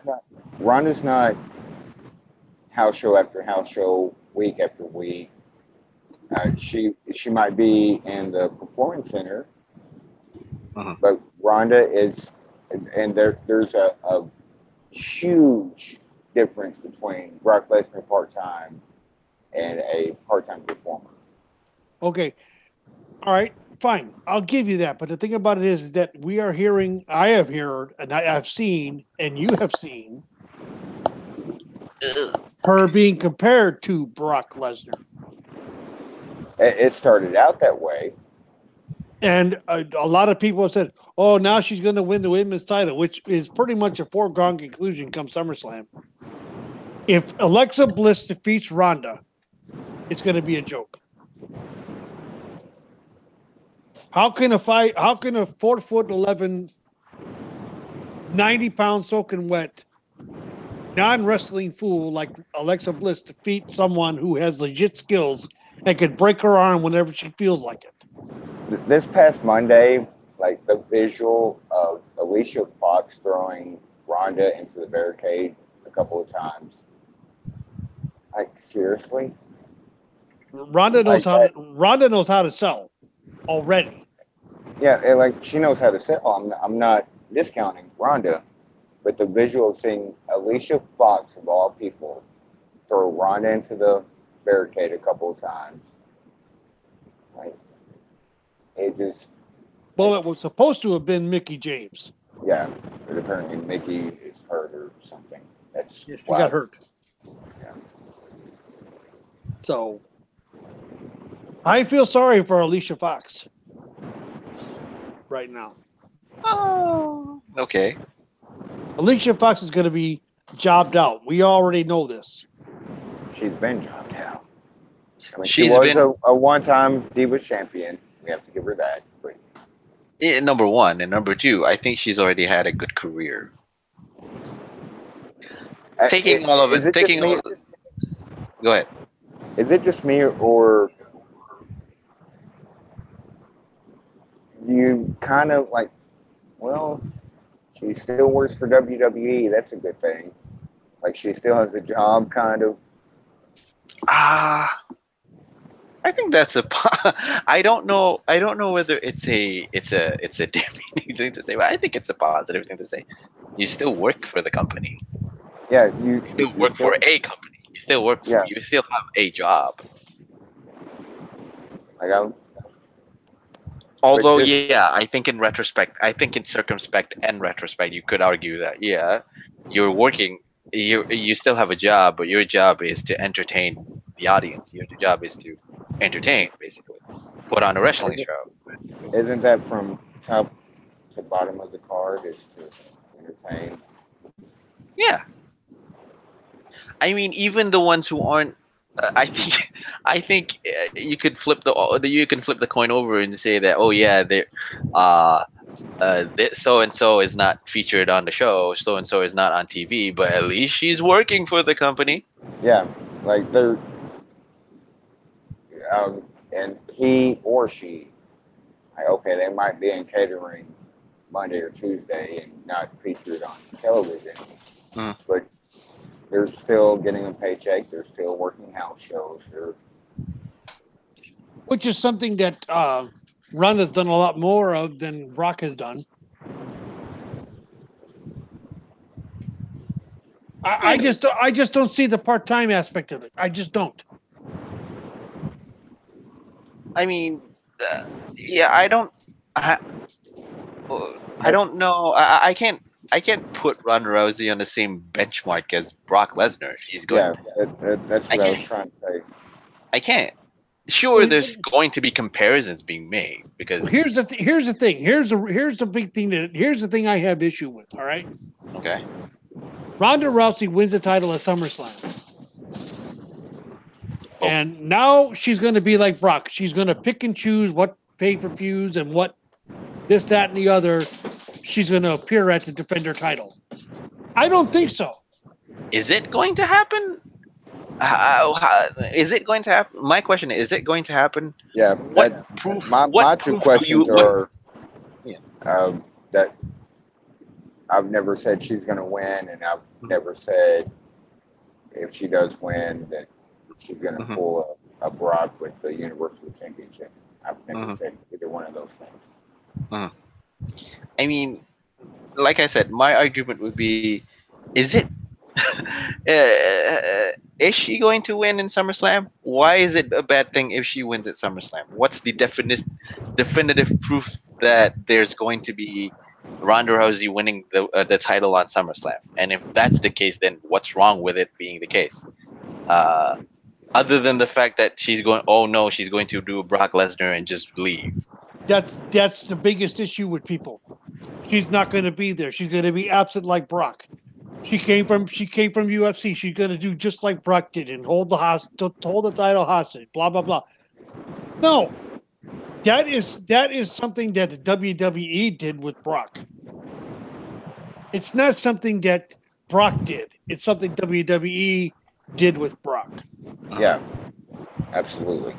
And until if Ronda should win, which I believe she's going to, Uh-huh. I mean, I cannot see her losing to Alexa Bliss. I just can't. Uh-huh. Okay. The only way I can would be when they do my inner Michael Cole champion's advantage. Disqualification, that's the only way I can see Alexa winning. Because that's what I was alluding to with Alicia Fox throwing Ronda Rousey through to the barricade a couple of times. Uh-huh. It's Ronda freaking Rousey. Yeah. It's Ronda Rousey. Number one, and number two, with the announcement that Stephanie McMahon is already making, that it's going to be a historic moment that WWE is going to put on a women's only pay-per-view in WWE Evolution. They're definitely going to put Ronda Rousey front and center on that one. Of course. Yeah. If Ronda Rousey in the Raw Women's Championship is going to main event that show. Yeah. And if that... But does she go into that show as champion? Or I think so. I think champion? so. They would be stupid not to do it. Then who does she face if she's champion? The problem is that here again lies the problem. The strongest heel they have is one of two people: A, Alexa Bliss; B, Nia Jax. Is Nia Jax considered a heel now? Is she considered a heel now? It varies from week to week. I mean, I hate to compare her to Big Show, who flips and turns heel or face at the drop of a hat. But come on. Well, Zed Sled brings up a very valid point. Yeah. There's one solid heel down in NXT that can come up right now, and no, please, Shayna. Yeah, I don't see them doing Shayna versus Ronda. Why not? That would be a moneymaker. Champion of NXT, women's champion of NXT versus women's champion of Raw. Because they're going for a bigger picture. I'd say it could work, but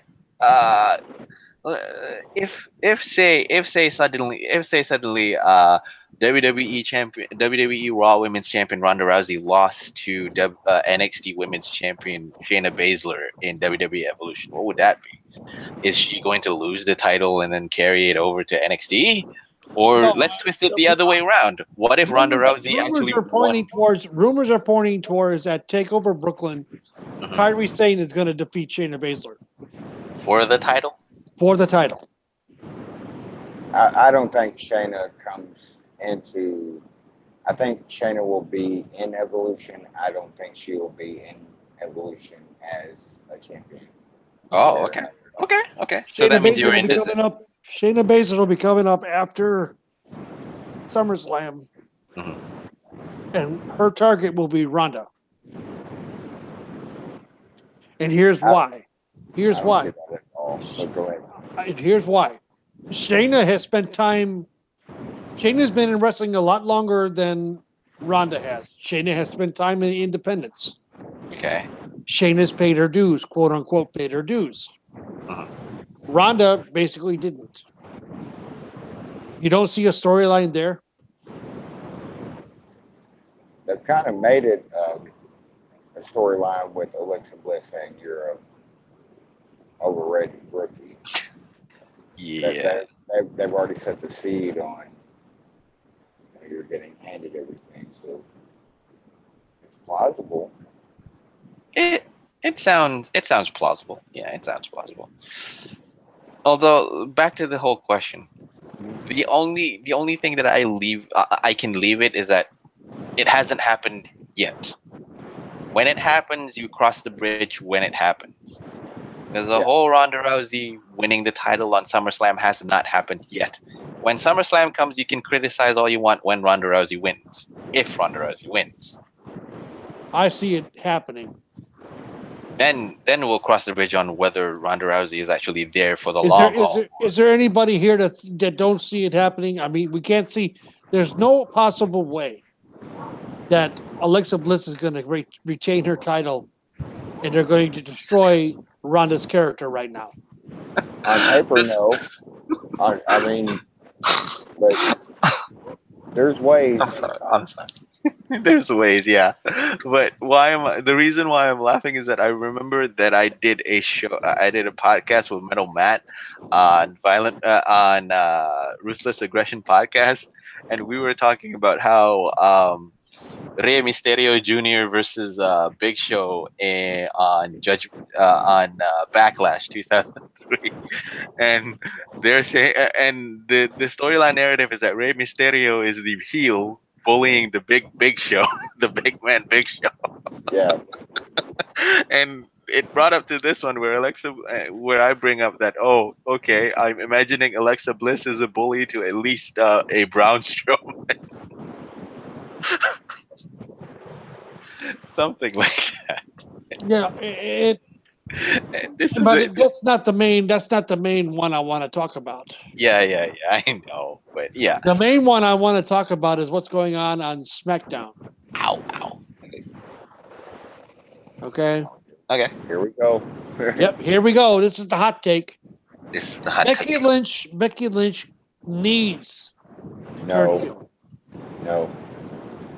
Why? Why you say no? Because she doesn't. Just so flat out, she doesn't. Good question. Does she need a heel turn to solidify her place in the SmackDown card? She's been on the back burner and an afterthought and a sidekick for 3 years now? But has she not been prominently placed on the SmackDown TV? She has until now. Who's back? Charlotte. Right. Who she wins a match? Charlotte wins a match against Carmella. And now all of a sudden the one-on-one match that everybody wanted has become a triple threat. Who's the heel in that scenario? Supposedly. The villain in that scenario is actually Paige. Well, technically speaking, yeah. But she's the one who set up. Because if you want to look at it, look at Team PCB. Who was third on the list? Becky Lynch. It was Paige, Charlotte, Becky. Because it rolled up the tongue. But it doesn't matter. That right there was the beginning of Becky being a second-rate, in the background sidekick type. And this is what I have been saying for almost a year and a half. I You know. know, there are certain people on the community we all three of us belong to that have said, why turn your most over face? What makes her think she's the most over face? She's been such an afterthought, and her pops are not so much that she's a face, that they're sympathetic to her position. That's what I'm seeing. It's not a redemption story. And the thing about this too is that this right now, Who just played in the background? It's not a redemption story. it's That's not. his wife. And That's Legends Lover. She's home from work. Oh, I just heard that in the background. And it is not a redemption story right now. It is not. Uh-huh.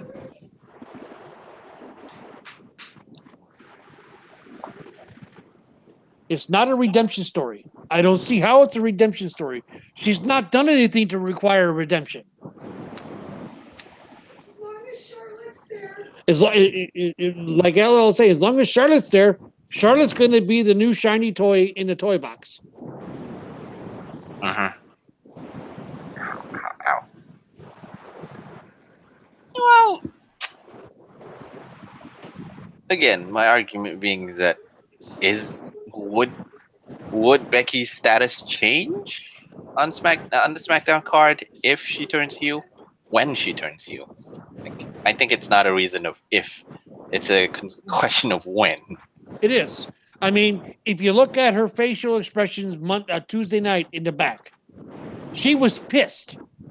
Yeah, number one. That's the biggest thing. Since Charlotte left after she defeated Charlotte, which was how it was last year, she defeated Charlotte, and then all of a sudden she fell off to nothingness. Now Charlotte has been gone for the last 8 weeks because she had to get boob replacement surgery. Okay. And all of a sudden, her first week back, yeah, she makes a save of Becky and in the ring for a beatdown from Carmella. Uh-huh. Gets a match against Carmella and wins, and now she's in a match.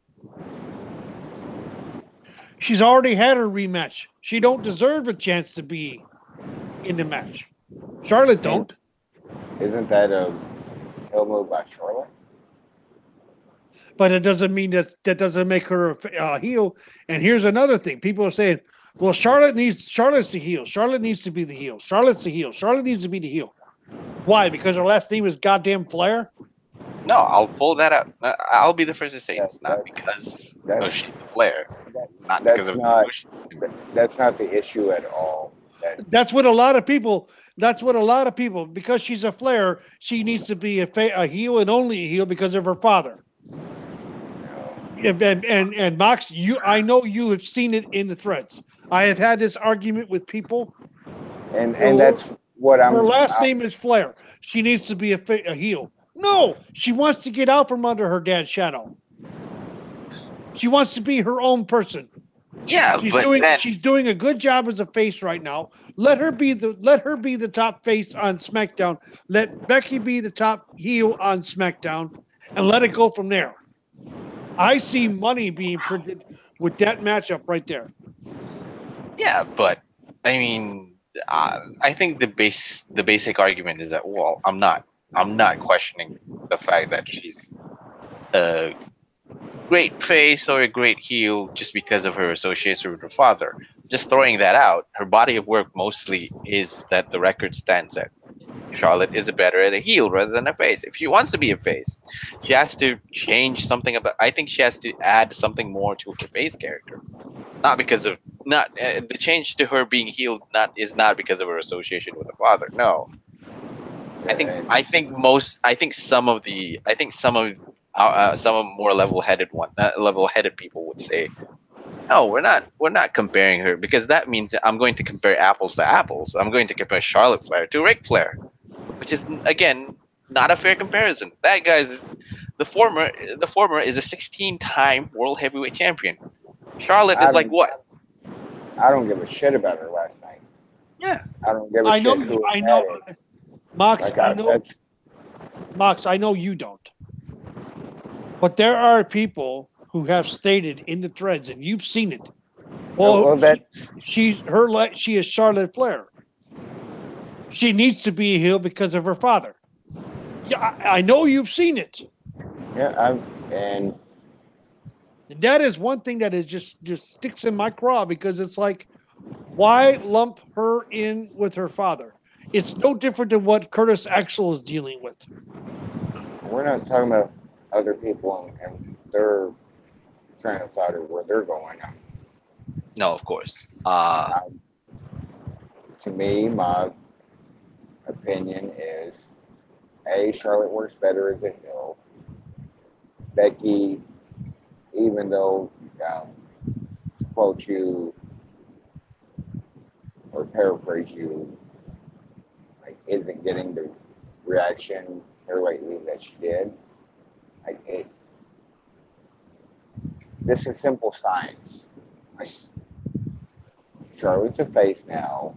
Charlotte gets added to the triple, to the match, making it a triple threat. Uh-huh. I mean, I'd say this though for the first thing.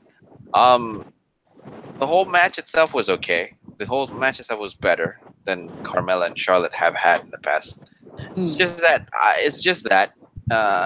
In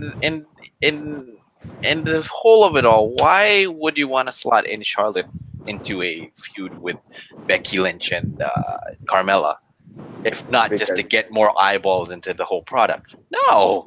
Yeah, because of Charlotte. Yeah, because of Charlotte. And yes, now you can argue that, yeah, because it's Charlotte. Her pedigree, of course. That's the main attraction. That's the thing that you should be pissed off. But it's asinine. Yeah. It's totally asinine.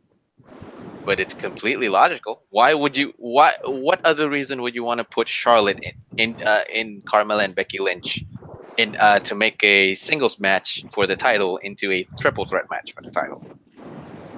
I mean, and we go through this with injuries, and in this instance, Charlotte repairing Yeah, what she was because repairing.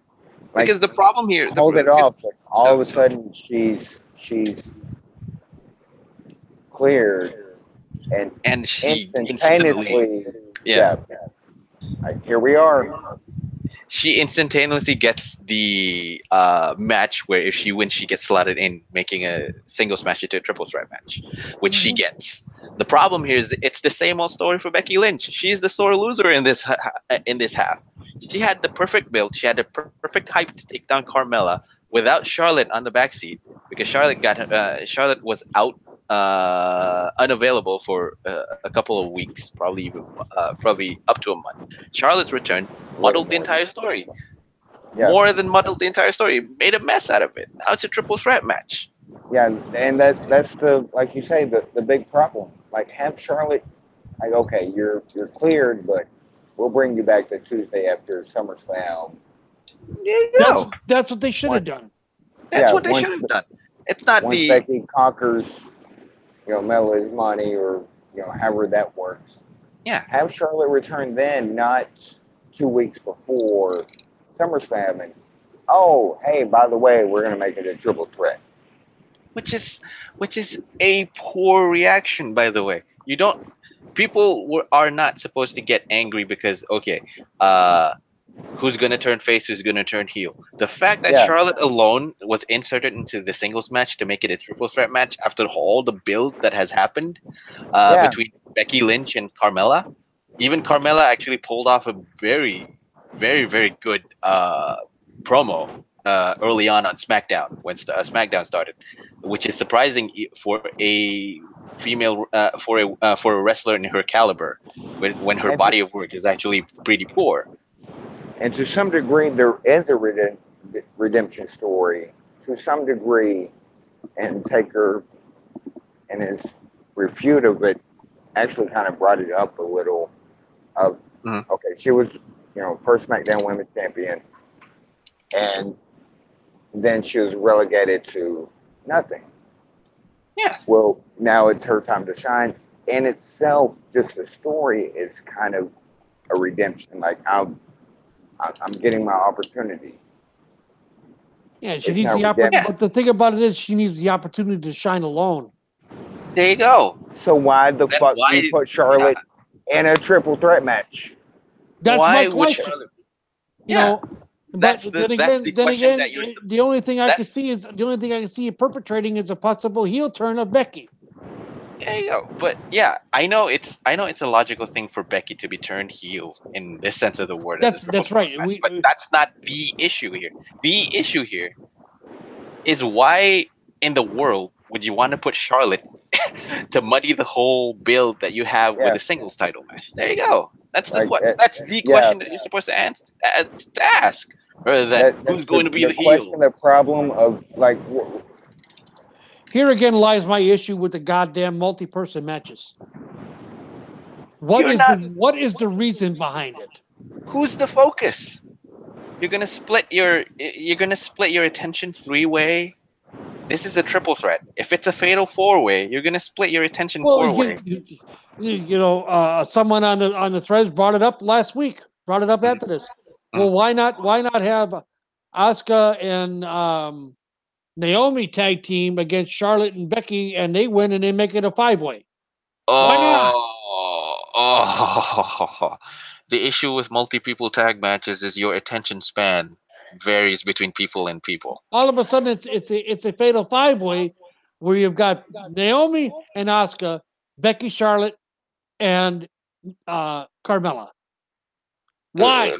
My answer is that my answer is this: you're gonna split my attention 5-way when my attention has already been burned 3 or 4 hours after a pay-per-view. Give me a break. I mean, sure, all the women in that fatal 5-way, hypothetical fatal 5-way, are deserving of that spot. The only problem is it gets worse for my attention. Who am I supposed to be focused on? Who's the face? Who's the heel? Face versus face, heel versus heel. Oh goodness gracious! And yeah, and then another thing, we got everybody screaming for Asuka to turn heel. Why? What's the reason Because behind that? Kana, and see, this is where you and I have had discussions, and Yes. this is where I won't say you pissed me off or anything, but I did. you You no, can say that. You can say that. You can say that. You could say it. You I know don't. I did. no, you really don't. But you Okay. scream for this Becky heel turn, and in the same breath you scream in the Asuka shouldn't turn heel. Why Well, shouldn't she? I have changed My question is that I have changed my attitude about that. But Okay. I want what Okay. I want from any what I want is a legitimate good reason. And I know the answer would be Kana, but Other than Kana. Which I've looked at her as Kana the character and I'm like, holy shit, nice. But I loved it. I love it. I ain't gonna get you wrong. I love it. But other than using Kana as the argument, what is your position and what is your point as to why she needs to turn heel now? First and foremost, I've never said.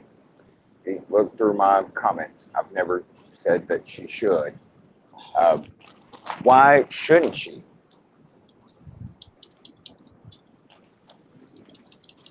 Well, she has run. Well, here's the thing. She has run a little bit of a pseudo heel back in NXT. Yeah, she to me, Kana Asuka has always been. Yep, your mom's here. Sorry, we're live on air. Well, That's fine. My mother-in-law. Oh, okay. Anyway, Okay. but explain why she shouldn't turn heel. To me, She's not had a legit run as a face on the main roster because they've turned her into a bubbling idiot. Aside from that, she has no reason. She has little reason to turn heel.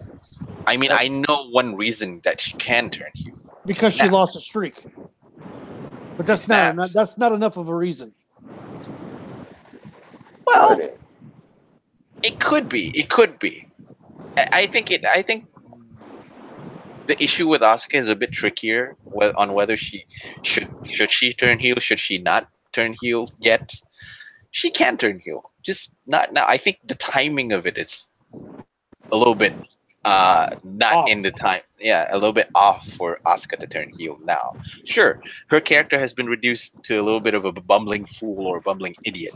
But maybe that's the reason that she can turn heel. She snaps. She doesn't want to be treated as a bumbling fool, bumbling idiot. So at least Asuka turning heel is an easier story to tell than, like, if we're talking full heel, it's an easier story to tell than Becky turning heel. Like I said, I think, yeah, and like I said, and I think I'll preach to the choir on this one. Just make wrestling simple. You don't really need to complicate things with inserting another person into a singles match to make it a triple threat. Like, for example, some triple threats are good, are excellent. I'm not arguing against that. Triple H, Shawn Michaels, Chris Benoit. Triple H, Shawn Michaels, Chris. Yeah, when it calls for it. Triple H, Shawn Michaels, Chris Benoit. One of them. One of the prime examples.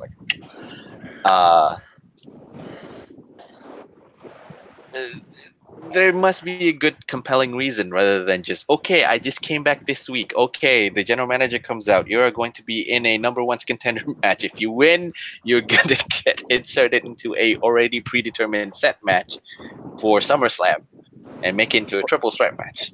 Yeah, pretty much nonsensical. Like it. That is. It's nonsense. It's absolute nonsense. Yeah, and again, I'll appreciate. I remember when triple threats were a rarity and something of importance. Yeah, it meant something back in the day. Yes, and now they've made them to where they're standard fare, and it's like, please, just give me simple booking. Yeah. I mean, like the build is already set. If you want to take with the women's title match before Charlotte got inserted in, it's already set. Uh, It was a Carmella done has a reason. deal. Yeah, Carmella had a reason to keep the title. Becky already had built all the goodwill that she can get with the whole build as well. So why spoil it with the Charlotte thing? That's the thing that frustrates me the most. You're not asking the right questions. The Yeah. proper question is, why is Charlotte inserted into the whole thing? That's so early. A better story is I keep it a singles title. Let Becky win it. And when Charlotte comes out and congratulate, Becky Lynch kicks her aside. I win this without your help. Now I'm not the sidekick anymore. I'm the queen now, or something like that. That would Even have if been Becky better. doesn't win it, like follow up on that following Tuesday of Charlotte, confronting Becky of Consoling or something like that. yeah, And she and snaps. then doing what Yeah. you're not on my level kind of. You just came back and this is what you're done. You messed it up. Like, You're coming back. so randomly. Like it. I can see it. Now, I mean, But what about it's hard. Sometimes it's hard to argue when you're Huh? when some of them are looking at They the don't like it. glasses. Nobody likes the idea. Looking at the glasses with I know. just focusing on something when She's the, not going the to good win. question. She's not winning the title. Sure. okay, and I see that. I see actually, if it was 1-on-1, I would see Becky winning against Carmella and Ronda somehow losing to Alexa. What? I don't see Ronda losing. Unless the only reason, and yeah, you've heard me talking to my wife in the background, so yeah. And I'm going to say this, and I've said this before, and Mox, you're not going to like it. The only reason Alexa's got the title, and the only reason that Charlotte is in the match, for that matter, is blonde and boobs. Blonde and boobs. This is the favorite kind of woman that Vince wants. That's his favorite combination. That's his favorite combination of what a woman should be: blonde, blue-eyed, and boobs. And until Vince and Kevin Dunn are gone, this is what we're going to be force-fed.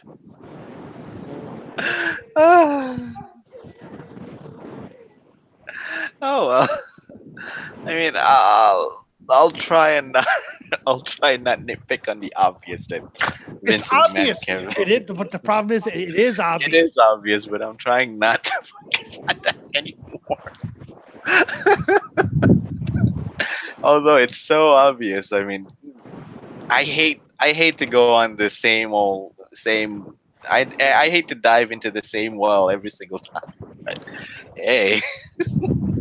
I mean, Go ahead. when something's obvious, it's obvious. Well, here, you want even more evidence of it being obvious? Trish Stratus is naturally a brunette. Yeah, I know. In order for her to get ahead in WWE, she had to do what? Color her hair blonde. Okay. Thank you very much, ladies and gentlemen. Isn't Alexa Bliss naturally brunette? Yes, she is. And what Yes, color is her hair now? Blonde. With a little bit of highlights. Yeah, the pink flare. Yeah. Thank you very much. And Charlotte Flair is also a brunette naturally. If you look at her eyebrows. Yeah, back then. No, don't look at her brows. Look at her when she was celebrating Ric Flair's retirement. She was there. She was a blonde.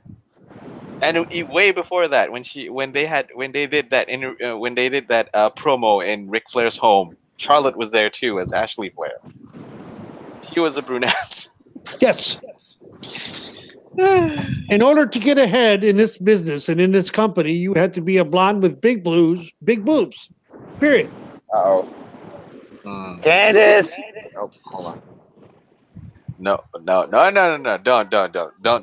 touch on Candice LeRae. No. Just no. My wife. I'm sorry, but that's how I see it. It's yeah, especially in the West. Yeah. Why do you I think mean- Charlotte had her boobs augmented? Why do you think Alexa Bliss had her boobs augmented? No. You know, and here's the thing. Why do you think Alexa Bliss has still got the title? She's been able to politic. Do you think she's going to be able to politic? Come on now. Oh, come That on. is that is We stuff don't that know is that for a fact. that is No. stuff that's out there. That is stuff that's been out there. And everybody's favorite columnist, David Meltzer, put that out there. So it's got to That's be not real. Everybody, no, come on, be fair. And her boobs stuff. But because she was dark hair, she still didn't get. I mean, that's. I hate to be far-reaching on that one, but Yeah, that's I mean, a little- yeah. Again, you could say that the proof is in the pudding and whatnot, but sometimes you got to make your own opinions on that one. It's sure you could say that. Yeah, it is. It is staring at us right in the face. This is the fact. This is the. But it's not the gospel. It's not yet. I mean, don't I'd think compliment. it- Go ahead. Go ahead. No, Well, you first. here's a prime example of someone who did everything but color their hair and failed to get ahead. China. China Are you with saying black China hair. did not get ahead, and she was IC champion. She was black haired. Natural color of her hair was black. She did get her boobs augmented Because she was basically. because she was basically flat chested, but she did not move past once she was on her own from DX. She was nothing. Why? She wasn't blonde. So what about Alicia Fox, a black woman with not blonde hair, winning the Divas Championship? She had blonde streaks put in her hair during the time she was Divas champion. Go back and What look. what about Sasha Banks? What about Bailey? Bailey's never had. How long did they hold the title? Not very. Okay, They Well, want, but they want the blonde boobs. They want the blonde big boob chick as the face of the women's division. I'm sorry. what about Nikki Bella, the longest reigning champion? She had someone politicking for her. Okay. See, this is where you and I Yeah, really and fuck this that. is I can see that. like that's not cool. That's just It's my not. opinion. That's my opinion. I know that's your opinion. It's just I'm not. yeah. I'm not knocking you. I'm not knocking your position there, Mox. I'm just telling you my opinion. Please don't take it personal. No, I don't. But you can't. It's just yeah. Sometimes now- you come across as facts that aren't factual. Well, there It's- were rumors to the fact, but it was never. They were never.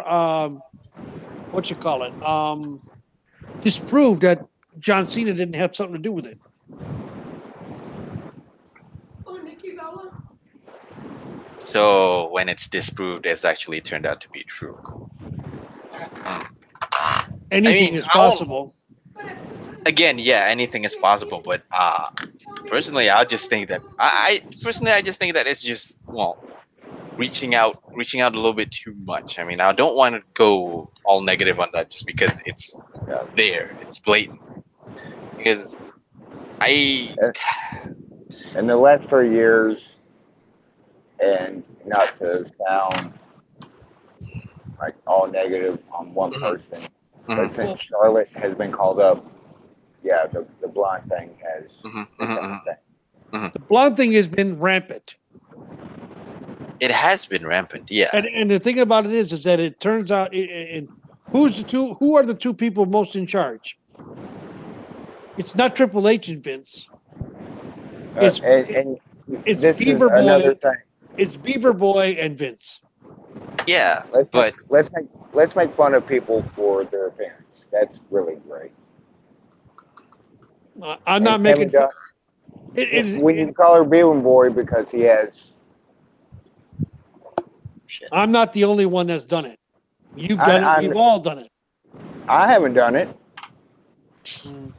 I mean, I'll put this to rest on this quickly, because it is going to stretch on a little bit too long for us. I Can we mean, get back to the ACBC? we could, but here's the thing, though, and I'll put this down on this one. I mean, we all have our differing opinions. I mean, I do want to be, but then again, I do want to be a little bit more respectful to the points that I read and my own opinions on that one, because I still believe that there is a certain small amount of fraction of percentage of people who work there who believe that not that deserving women wrestlers aren't really being judged by just what their boob sizes are and what their hair color is. I mean, Okay. if that's the measure. No, wait. Well, hear me out. If that's the measure of how all of the women's wrestlers are being put out and being promoted and being celebrated, maybe it's time I'd reconsider myself to watch anything other than anything women's wrestling on WWE. Okay, I got one point to make on what you're saying there, and it's perfect. Sasha can win the title. She can. Yeah, she's won it. She's won it what, 5 times? Yep, she did. And every time she's had her first defense, what's happened? She lost. Okay. Exactly. Well, okay. There's the point. The last 2 major feuds she had were with what type of women? One was Charlotte, and the other one was who? Alexa fucking Bliss. Both of them are blonde.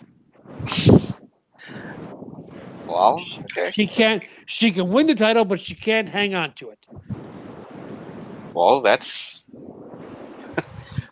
I think I'm not going to stretch on the whole blonde thing. I'm just saying that she has the trouble holding on to the title. That's it. But the thing about it is that she lost it, 3 times to, or 4 Blonde. times to Charlotte and once to Alexa. 2 blondes. That's Exactly. gonna be your marker on Sasha Banks. Hey, we all know that Sasha Banks could probably be one of the best women's champions on either brand. Yeah. Okay, why is she not really given the opportunity to do that? Because that's not what Vince and Kevin Dunn want. And I'll remind you, it's only positive. We're only opinionating on stuff like that. No, I have other points. Theory. Yeah, I know. I have a lot of theories and a lot of opinions. But it all boils down to blonde hair. Blonde hair chicks are the ones that Vince and Kevin Dunn are trying to turn around and take, even though it's the evolution, they're trying to destroy it with this. They're like, fine, you want women to be more important? Well, we're going to shove blonde-haired women down your throat. If they're not blonde, they're not going to be important. And that goes back to Becky. I'm pretty sure that if that's the case, then I'm pretty sure if that's the prevalent case, then WWE is going to have issues not just with the women's community. They're going to have issues with, SJW communities, with the company not really promoting the whole thing. Has that happened? Is that happening? Not really. Because let's put it this way, not that we know of. Not that we know of. But if it is that prevalent, as you opined, WWE is going to be in a much worse situation. The whole thing, and it's not going to happen now. If the point has been created, it should have happened like 3-4 years ago, and somehow it's not happening. So, sure, I don't have proof of that, but at least that shows me that, okay, maybe that's not the case. Maybe there's other underlying issues. Sure, okay. The obvious thing is that, those are Vince McMahon's. Those are the people that Vince McMahon likes to see put out on television. Sure, yeah. And you know what? If it works for him. If it doesn't work for it doesn't work for us, but it works for him. It brings him money. In his eyes, that's a win. Not on our eyes. On our eyes, no, that doesn't work. We need more diversity. So speaking. I mean, that didn't happen. And that didn't happen. No SJW groups are going after. Yeah, SJW is going after. Yeah, WWE is not promoting inclusivity among other female types and female hair colors or female racial stereotypes and whatnot. You're going to promote the blonde-haired, blue-eyed racial stereotype. Why not promote the mixed Americans or Latina Americans or whatnot? Black hairs are beautiful too. Women like Nia Jax should be promoted more. Mm-hmm. It hasn't happened. No, it hasn't happened. No, I meant that the outcry or the whole thing hasn't happened. Well, maybe this will Sure, be maybe this will be the start of something. Yeah, sure, there are outliers because people are really shitting on the commenting where Alexa Bliss allegedly bullied Nia Jax on screen, with the whole storyline being she's being ridiculed by her body type and whatnot. It has happened. That is one outlier, but it hasn't really been the forefront. It hasn't really been the argumentative forefront of the whole business. So that made me point out. That made me still believe in the hope that other than the blue eye, other than the whole issue between blue-haired, blue-eyed women winning the title on a more consistent basis, there's still hope that women are going to be utilized better. The women wrestlers in both brands are going to be utilized better. And if that doesn't work, I can just move to Japanese Joshi. There's no problem with that. The most talked about angle in the last month or so features a black woman and a Latina woman with Sasha and Bailey. Sasha and Bailey, number one, and number two with Lena Fanen or Nia Jax and Alexa Bliss. 3 out of 4 of your main women's competitors were not of Caucasian descent. That's fine. But here again lies the issue with the booking in general of women. Now that we have Evolution coming up in October, are we going to have second tier and third tier stories going on, or are we going to have matches just thrown together? Let's hope so. Because as far as I see it, that's not many, want, right? Yeah, not many things are made clear on the WWE Evolution. Not yet, anyways. The only thing that's been made clear is just there's going to be one match, or there's going to be one event, which is or four. There's going to be one event with women's Royal Rumble or 50 Royal Rumble style like that and whatnot. Yeah. Let's hope. I don't think that's what they meant by the over 50 women are going to participate. It never said that there's going to be some kind of battle royal. That's not been stated.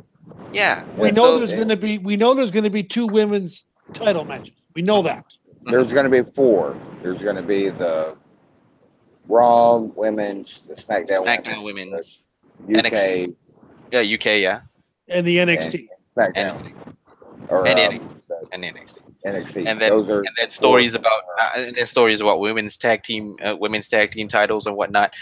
I'll say this. I'll take everything with a grain of salt and a little bit of intrigue until the actual paperwork comes out.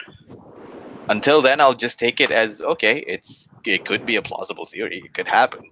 Why not? I can formulate opinions about it. I'll take it just a step further. I will wait for the actual event to happen and how they present it. Yeah. Because it all depends on how they present it. I'm worried they're going to screw it up somehow. It is WWE. There's the one point there's going to be something that's going to happen that's going to be screwy. It's WWE we're talking about.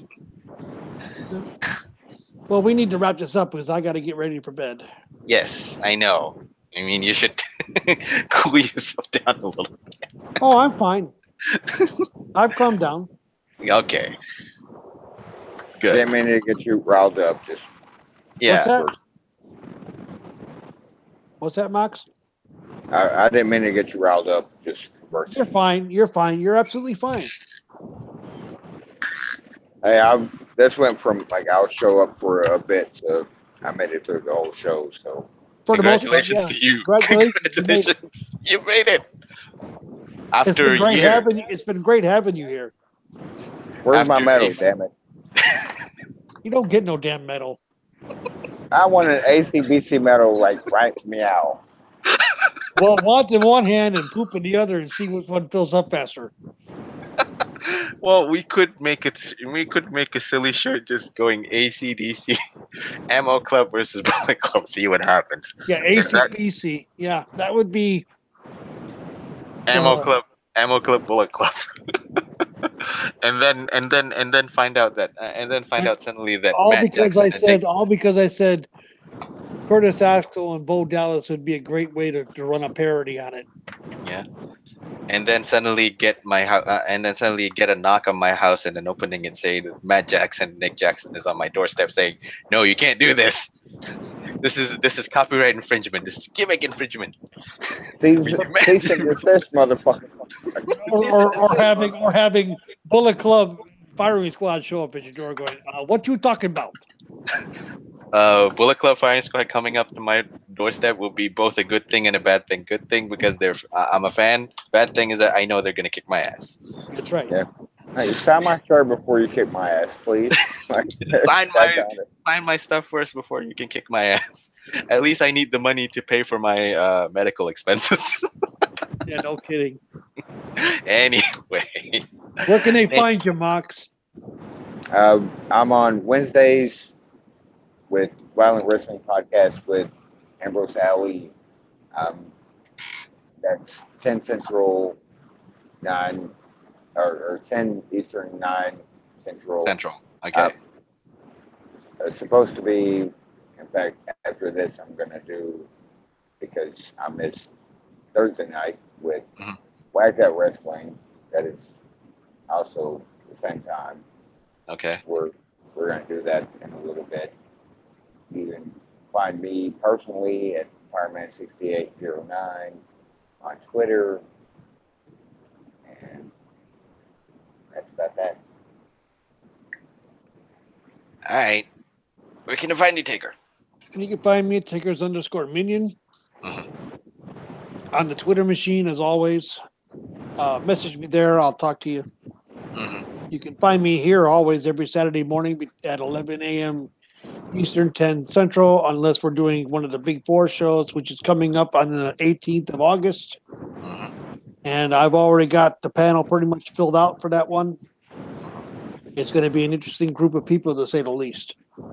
You can also find me on Sunday nights, although last week and this week, we are currently on hiatus because my partner over there on Connoisseurs of Wrestling has had computer issues and health issues. Wow. Ladies and gentlemen, we were supposed to induct the fans' choice of the Hall of Fame tomorrow. Unfortunately, we can't do it because he's not well. So we're just postponing the show until for a later date. I will check Cade's site for information. Where can plugs, Mr. MDS? For that, you can catch me on Twitter at Mr. Dr. Senju. That's MRDR Senju. You can also catch me on the official Shootin Debris Twitter, which is Shootin SHOOTIN DABREZ1. You can catch me on both ends. I am currently reaching out to a couple of people on Twitter. They haven't really responded, but I'm hoping for the best for most of the people that I'm reaching. Aside from that, there are also some affiliated podcasts and unaffiliated podcasts that we need to promote. There is a long list of unaffiliated podcasts and affiliated podcasts that we need to do shout outs for. Some of them are Cage Side Seats affiliated, which we do frequent there for our posting shows and whatnot. Some of them are not yet demographic with Stunning Stella and Aaron, Keeping Up with the Kayfabe, Mark Riley, Jody May Esquire, and Jack King, and Bros Before Elbows with Anthony, Farron, and Tommy. There's also unaffiliated podcasts that are not under the Cage Side Seats banner, but are under the banner of Los Bonobas the podcast, or just podcasts that we promote. Some of them which are under the Los Bonobas the podcast, featuring Two Guys One Sport with Crazy Chris Colgan and George Curtin Jakarta Sabes. They discussed about the NJPW matches that they have watched. It's a hoot. It's a blast. Please catch them. We have Wacky World of Wrestling with William Fitzpatrick. This dude is as knowledgeable as an encyclopedia that you can have in your hand. Please listen to him whenever he posts our shows. Then you have Violent Wrestling Podcast with Ambrose Arian and Prince Maxley Lopez, as well as Ambrose Alley's Ramblings with Ambrose Alley. With that one, you have to check your local listings. Next, you have Match Fixing with Don Sal Guzmano, featured on Cedar Bridge Media. Pretty sure that there's not much episodes on Match Fixing, but we'll still promote it out. And then you have Wednesday Night Shooting with Tanya Rogers and Andrew Swift. Ruthless Aggression Podcast with Metal Matt. Please catch that one. I finally did a guest appearance on that show, so catch that one. And then you have Connoisseurs of Wrestling with TakersMinion with Kensington and Legends Lover. And last but not least, you have Sports Bros Incorporated with Georgia Savage and Philip Dawson. That one also check your local listings. Next, you have your MLW Radio podcast that we vehemently promote. We constantly promote with Something to Wrestle with Conrad Thompson and Bruce Pritchard, and What Happened When with Conrad Thompson and Tony Schiavone. And other podcasts that we actually promote are Big Rick Travels with Big Rick Steve. This man is a person driving a big rig and does live streams or podcasts while he's doing his job driving big rigs. And last but not least, the Mbovo Sumo, a Twitch TV channel. That's MBOVO Sumo. Catch your sumo reviews, catch your sumo matches there. Whenever some of the Budokans are out, Bashos are out, you'd be damn sure that Taker's gonna talk about it. And that's pretty much it. That's a long list that I just ran out of, and that has been the plugs. This has been Shooting the Breeze, episode number 55. It just wasn't one of those kind of week, I guess, where I stumble upon my words. This is where my tongue stops working and whatnot. Thank you again, Prince Maxley Lopez. You finally made your appearance on Shooting the Breeze after a year and a month. It's been a while. It's been a while. So, after months and months of deliberation, here you are, and you actually lasted for the whole show too. Yeah, and I didn't intend to, because and I don't mean this in an offensive way, but you guys talk, but then we got into the ACBC thing. And hey, it's the highlight of the show. Whenever we go on a segue or a tangent, that happens. It happens. And yeah, we have those where it's just absolute mayhem for a few minutes, and that's what makes the show great. Mm-hmm. It's what. Thanks for having me, guys. No problem. Thank you for coming. That was Prince Maxley Lopez for TakersMinion. I am Mr. Dr. Senju. This has been episode 55. Like I said, I'll see you next week. Till then. Episode 55 is done and in the books. See you all next week, guys. Yep. With that, smile, be nice to one another. Bye-bye. Peace.